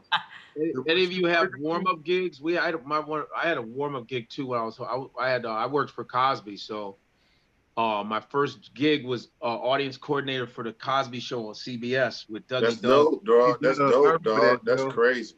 That was the year his son was murdered. I was there. So I was there, and I was living in Queens, and it was in Queens, right next to Sesame Street, right next door to Sesame Street, which is hilarious, right next to Sesame Street. And I would always see Roscoe Orman, who played Willie Dynamite. I would see him in the elevator, angry to the motherfucker. I would see him, and that was my first like warm-up gig, like 300 people in the audience, and I would bring out the cast, Felicia Rashad, Dr. Cosby, you know, Madeline Kahn. You know, the shit was crazy. Yeah, man. And at the time, Mike Epps, that was, you know, he was rooming with me at the time. Oh wow. Yeah. And Crazy. Leslie Jones was sleeping on my fucking couch. I didn't know her. She slept on my couch for about a month. Leslie was on the show last week, bro. Leslie was on the show. She remembers. She was like, man, I remember that. She said, nigga, you looked out. I said, yeah, man. I mean, I didn't know you like that, but you know, Red Grant would come up to the spot in Queens, New York, Long Island City. You know what I mean? So that was my first gig, and then I did one for Dan Aykroyd. He had a show called Soul Man. Warmed up for him. What about Soul? Yeah. I hated that warm-up shit. I fucking hated that shit. Warm-up is a tough gig, bro. Man, that shit is. And then Cosby, what's funny is Cosby takes breaks, man. That motherfucker be like, boom, you 20 minutes, 25 minutes, you gotta sit there, and man, and you gotta be clean. They were like, you don't know, you know, there's kids there and families there. You gotta fucking. I was pulling shit out my ass, yo. I couldn't even, you know, because you ain't trying to get fired. I'd be like, who, you know, tissue paper. and they didn't let you sing those songs. You ever see? I think in LA they let people pass out T-shirts and songs and dances. Thomas did it for a long time. Who? Alex Thomas did it. He was like, and Louis Dix. And Louis Dix. And the dude who killed himself, my boy. Shit. Godfrey, you know, Brody Stevens. Oh yeah. Oh yeah, he did. Yep. My man. So I did it like I knew I was done after that. But but the only person, the one thing I liked was Dan Aykroyd was the nicest man. That motherfucker was so appreciative of me. And he said, man, that stuff you do up there, that's so hard. I appreciate it. Cosby wasn't that guy, but he was cool. Wasn't shitty. But Cosby was, you know, Cosby was like, I'm fucking Cosby. I remember. Hey, Cosby so hold on, Godfrey. Was it true? Did he have a dark energy like who said he had Cosby had a cool energy like I'm the fucking man. Not an asshole though. Not on some like fuck you. No, he was cool. It was just that I'm Bill Cosby. Like I changed the era of 1960, 1970, 1980. I'm a game changer. He wasn't shitty though. He was always cool. He'd be like, hey, what's going on? Hey, don't be do that shit. Oh, where's that shit? He was that thing. Hey, how you doing? Boop, you know, that shit. I remember I was in the hallway and I see Cosby, and he tells me a dick joke. He goes, why in the world do we have to wash our hands when after we piss? I'm like, I don't know. It doesn't make sense because you don't touch, your dick is always in your. It was some fucking dumb joke, and I was like, all right, man. And like, oh, and walked away. What? The shit was weird as fuck, man. But one thing I got from Cos is, you know, you could walk into his office and shit. He was real cool. He gave me advice on writing. Like he gave me comedy advice. I got lucky. You know, I was in comedy for about 4 or 5 years, and he gave me some advice, and he just said, I remember this shit like, man, like it was yesterday. And I mean, he had the big cigar, and I said, hey, Mr. Dr. Cosby. He said, hey, how you doing? I said, hey. I said, I'm not even bullshit. He's like, hey, what's going on? How you doing? I said, I've been doing comedy 5 years, just little advice maybe. And this is what he did. I'm like, well, he goes, writing. Yeah. You got to write. Writing is the backbone. You got to write it. You got to put it on the paper. I'm not doing. I can't make it up. You got to put it on the paper. Writing. Bill Cosby. You got to write. Yeah. You got to put the ideas on the paper. Don't forget writing. And then he said, look at the word show business. What is the biggest word? Business is the big word. Remember, show me the business. Writing. And then he said, you know, Sinbad, man, he puts it out the park, man. Sinbad puts it out, but you gotta write. Writing. And I said, well, sometimes I have a joke, you know, that I don't know what to do with it. And he goes, you gotta write it down, put it there, because it's like the ABCs, except the ABCs are scrambled. You take, sometimes you got the B, then the Z, and then you got the, but then when you do it for years, it goes A, B, C, D. I'm not even fucking around. It's a I can't even make this shit up. And That's then I real left. shit. He goes, no problem. Okay, you think it? Fucking yeah. I always looked at Bill Cosby's hands when he talked for some reason. I would always look at it because his hands were always a part of the act. Yeah. Always. Always. I'm like, look at Bill. Godfrey, is Cosby one of the impersonations that you do regularly? Cosby was the first impersonation when I was starting comedy in Chicago. That motherfucker got me my first laugh. Fuck what you heard. Because I was like, I did some I forgot, it was a horrible joke, but I wanted to get to the impersonation. It was a terrible setup. And I just went, you see people, I was like, fuck. You sound more like him than he do. It was just, I just started. My joke was garbage. Yeah, what if Cosby did that? What were you going to say, Affion? What were you going to say, Affion?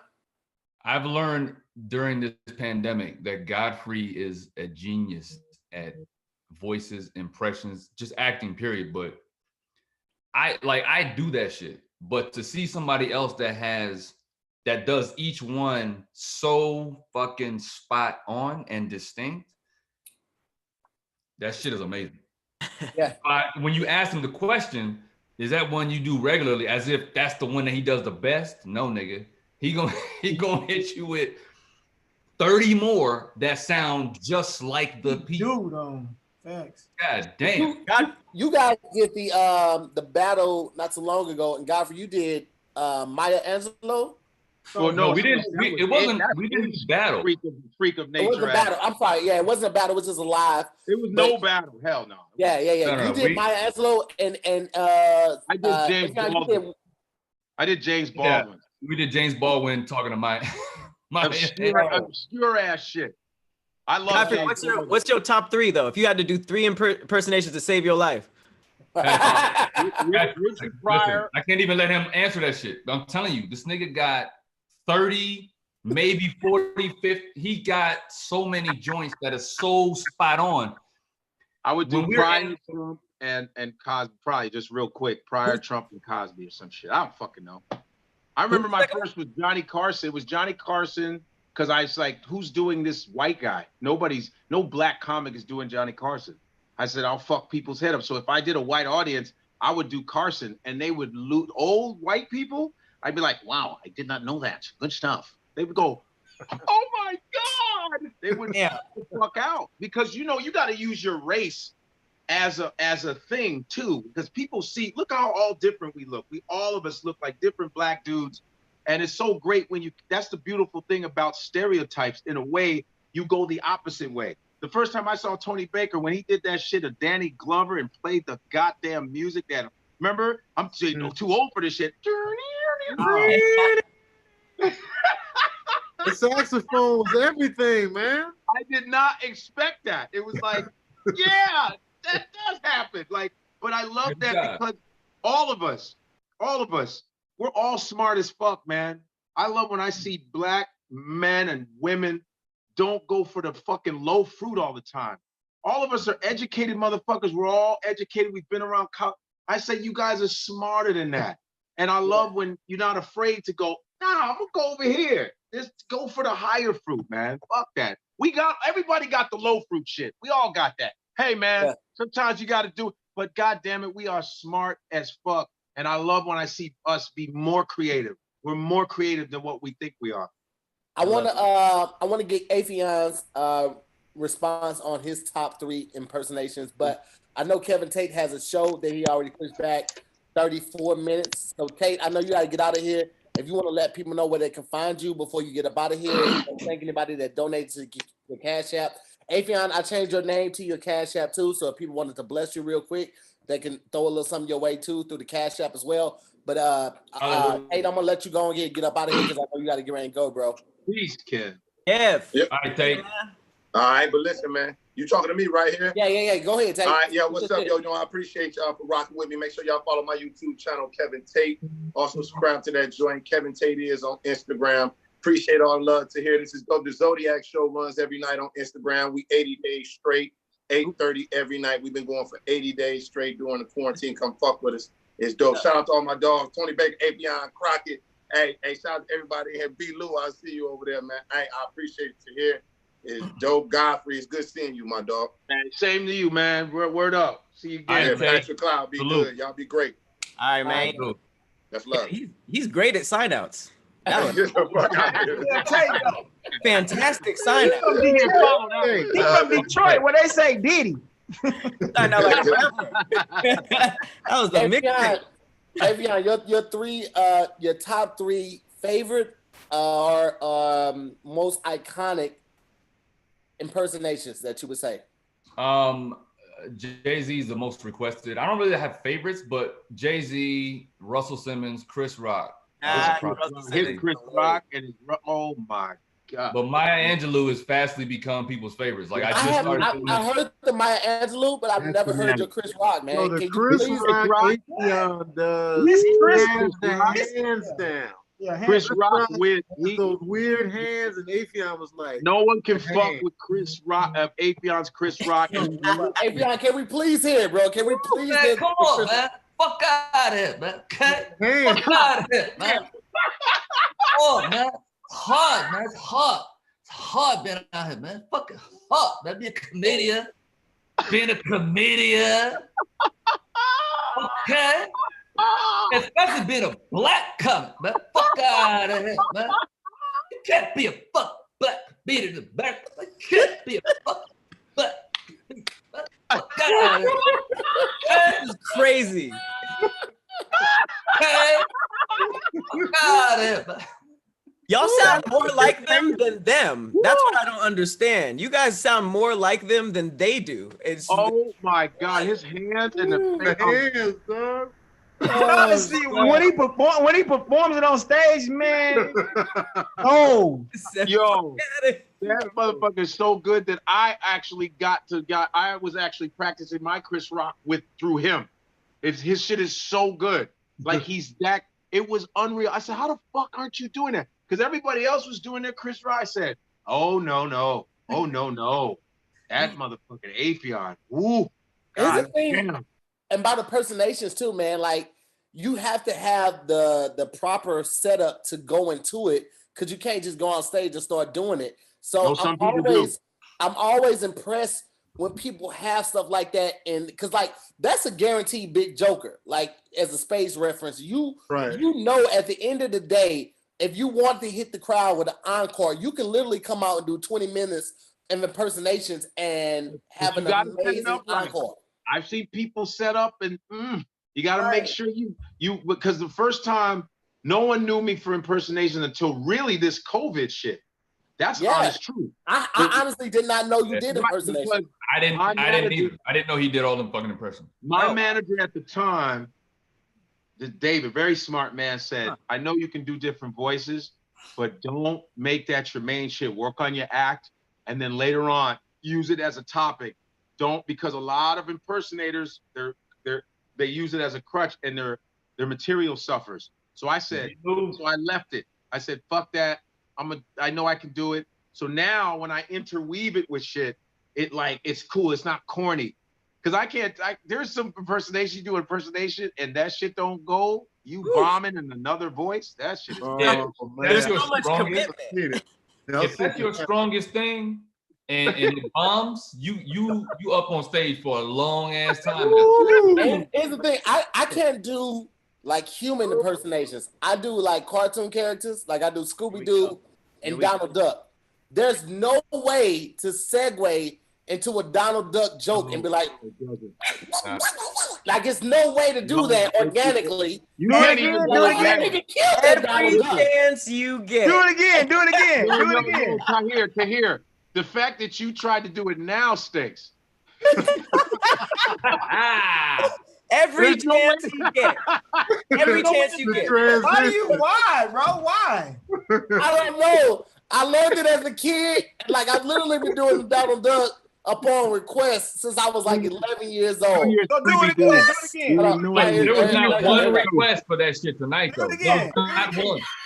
Do your dumb Scooby-Doo. I want to hear it. Oh, God. Okay, wait. He was quick with it, man. He was like, I just marvel at how, y'all just No, you know, all I got is like Donald Duck, and you know, it's hard to just think. You know? You don't even have to bring up Donald Duck. You can mention Mickey Mouse or Goofy, and he'd be like, the crazy thing about Mickey is he's friends with Donald. I do a pretty good Donald, you know? Bugs Bunny is one of my favorites. No, nigga, Minnie Mouse. Nigga. I got a killer Minnie Mouse, but I just don't. When you talk about being black in America, you got to look no further than Daffy Duck. Because Daffy Duck was the original black in America. You know, listen, Buster, I'm black and I'm proud of it, Buster. You actually do. I want to hear the Scooby Doo. Do the Scooby Doo. I'll do mine, and I'll let you segue into your horrible transition. Ready to hear? Ready? Let's do it. Okay. I'll go. Shaggy, Zoinks, Wow Scoop. Zoinks, okay, cool. Like Wow Scoop. It looks like it's a ghost. Go ahead. Was Scooby-Doo a horse? Was that a horse? I didn't get the warm up. Hold on, wait. I didn't get the warm up. That nigga killed you on your impersonation. Shaggy was better. Yo, you been doing it since you was 11, and you talk about you didn't warm up. Fuck out of here. And I've been doing the Daffy Duck since I was. Do the duck. Do your best one, nigga. All right, here we go. Daffy Duck having a real conversation.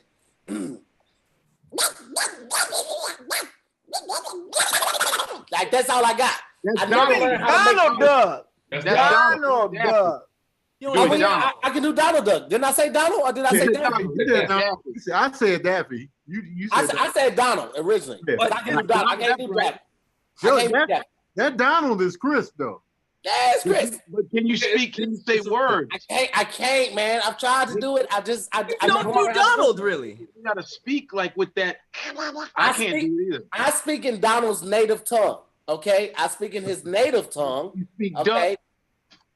What was Tahir? What was your life? How were you doing Donald Duck impersonations and getting shot at? Yo, B. Lewis is fucking with. This is Jaws. This is nigga Jaws that's making the noise. I thought it was his mouth. It comes from the air. It comes from the air and the tongue. Why did you shake your face like that? That was crazy. That's when Donald gets aggravated, he be like that's what he would do. When he got aggravated. That's good. That's a solid pin. What are you doing with your mouth? I don't even get it. I don't even know how to try it. You press your tongue against your teeth and the air. Don't teach it. Don't. My bad. You supposed to tell me that, big bro. You supposed to tell me that I don't give away the secret. This the part of the show when Tahir drinks kick in. This nigga start doing goofy shit. Nigga talking about I got a cold ass Donald Duck. Like nigga. I don't want to hear that shit. You hear me? This nigga said my most requested ones were Donald. I still can't get over it. My most requested ones were Donald Duck. They requested. I said I only do it upon request. That's it. But you didn't do it this time upon request. Which one? You set yourself up. Which one? Okay, hold on. Wait, here we go. Scooby-Doo, here we go. Like that's, it gets better. That's It's trying to warm it up. First of all, I don't have a show. I didn't have a show like Affion. There's an R. Everything's an R. Raggy. Yeah, it's like, Raggy. It's all R. That nigga. And then you can go from there to Astro from the Jetsons. Right, Rorge. Same shit. Same dude. Damn. You're a professional.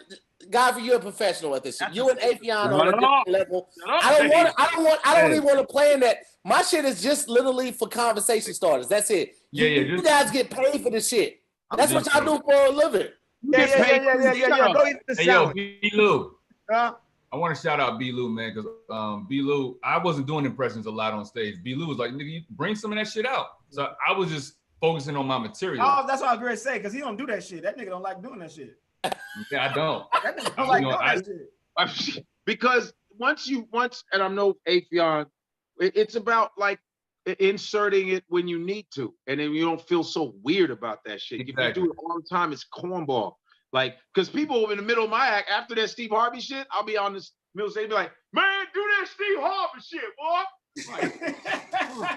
Oh yeah, they always yell out. They always yell out for this nigga. They Nigga, always yell out. Nigga, we be out in public, they be like, do Jay-Z, nigga. Like, nigga, nigga, we just be walking and nigga just shout out, nigga. Hey, nigga, do Jay-Z, nigga. You ain't Affion, nigga. You Jay-Z, nigga. Do it. Should be half annoying. B. Lou is like my young coach on the road. He be, you know how it goes when you work with somebody all the time. They know you know where you trying to go with it, and so he's always throwing me those assists. But you definitely. But this the funny part, like when we, like as a comedian, for headliners, y'all got to go do the radio and the news. So the white people would be like, talking about like, yeah, so make sure you guys check out Affion Crockett, 2 shows tonight, 2 shows Saturday, and also who's going to be in attendance, Affion. Is Jay-Z going to be there? They just be throwing it on that nigga. They just be throwing it on the nigga. The worst is when they do, they go, you do a fantastic Steve Harvey. Can you just do it in once? Just give us a nice little tiny little. What does Steve Harvey have to say about racism right now? What if Steve Harvey does the weather? Can you show us a little sprinkle of Steve Harvey? Well, listen, man. This was fun. We had a great show, man. I said 9:16 went a couple minutes over. I want to thank all my guests, man. Thank y'all so much for coming on and kicking it with the homies on another episode of Zooming with the Homies. This is the time where you guys can thank anybody if they donated anything. If you got any projects coming up, you can go ahead and talk about the projects. And you can also drop all your handles where they can find you on all the platforms of social media and YouTube. So, Patrick, why don't you kick it off, bro? Hey, I am Patrick Cloud on all platforms. Follow me on Twitch and everything else. Damn, I told you I wasn't good at signing off. That nigga Kevin Tate signed off like a mixtape rapper. Bye. Bye, guys. I'm Patrick. Bye. B. Lou, why don't you go ahead and hit us with it, bro? My Instagram is whoisbrandonlewis. I got a Twitch. I'm a sports gamer, bro. I don't really do. Hey man, there's an audience for that. It is. And y'all, hey, I forgot y'all two. All three of y'all niggas on Twitch. Hey, I got a Twitch. My Twitch is whoisbrandonlewis. I kick ass in Madden and in 2K. So if you in you play Madden, play 2K, holla at your boy whoisbrandonlewis. Instagram whoisbrandonlewis. I got a weekly show on YouTube, all dev, called Roast This Live. So check it out. Nice. Tony Baker. Yes, you can find me at Tony Baker Comedy on everything. Tony Baker Comedy on Twitch. I'll be on tonight. Right after this, I'll probably be playing Grand Theft Auto. Yeah, y'all. I appreciate everything about y'all. Everything. I love y'all passionately, and thank you for the cash apps and you gentlemen here. I love y'all, man. I appreciate what y'all do and what y'all bring to the world, and I'm honored to be among your colleagues out here in this dirty game. All right. I just want to point out that Tony Baker did not want to come on the show. He was like, man, y'all don't need me, man. Fuck all that. I'm like, Tony, man, we want you on the show, bro. Like, just pull up, bro. I had to damn near beg Tony to come on the show. No, you didn't. No, you didn't. You're my name, man. Tony different. Tony different, man. Tony brand new with a lot of stuff, bro. Like, I said you don't need me for this lineup, man. And he was like, because the more people that come in, I'll fade out. I was like, that's a good lineup. I was just gonna fade. I was gonna tip out the back. Like, nah, get in here. I came in, no resistance. All right. Well, yeah, I appreciate it. I'm tired of you making me look bad out here. I ain't making you look shit, man. You an old ass, cranky ass man. I'm cranky because I haven't been on stage in 102 days. Damn, counting that shit, son. Oh, hold on. Hey, quick. So on Twitch, in order to follow somebody, you gotta pay? No, you don't. No. Subscribe. There are levels of subscription. Yeah. Yeah. Damn. Affion, and then we go to Godfrey, and then we'll close out. Yeah, at Affion Crockett on everything, IG, Twitch.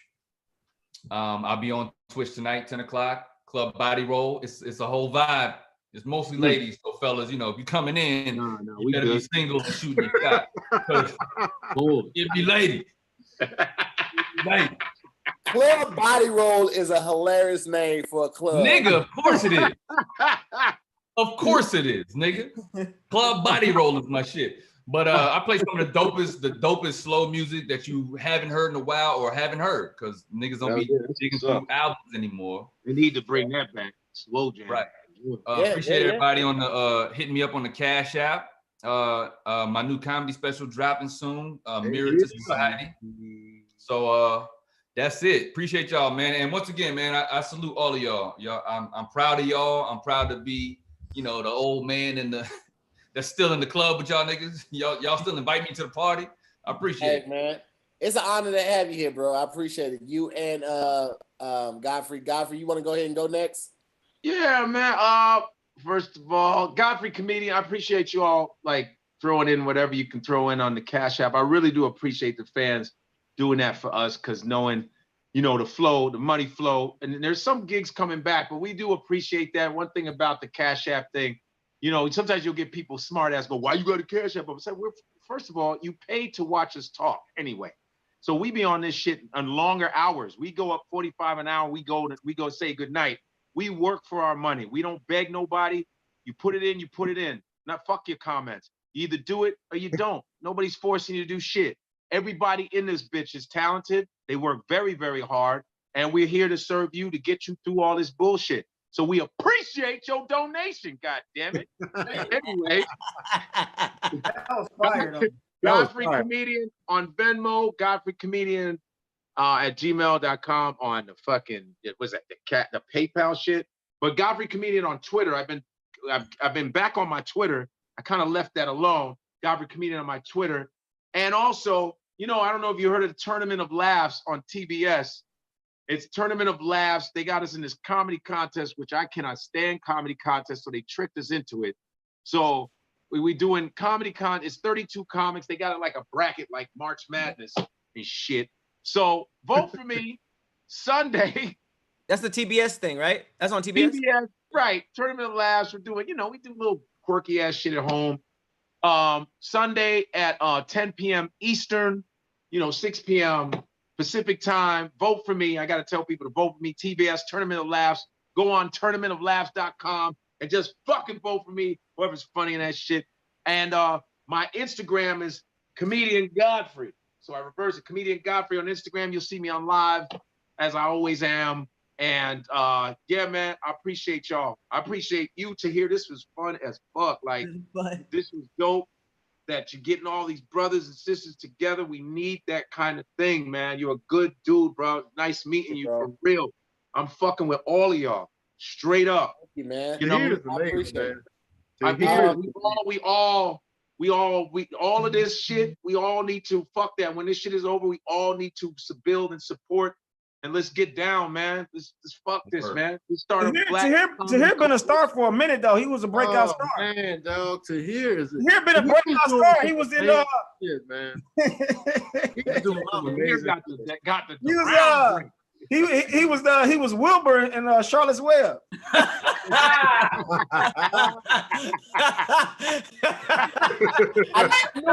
knew it was. I will redeem myself, nigga. That was ridiculous. I knew it was not the sincere coming at all. I didn't see it coming.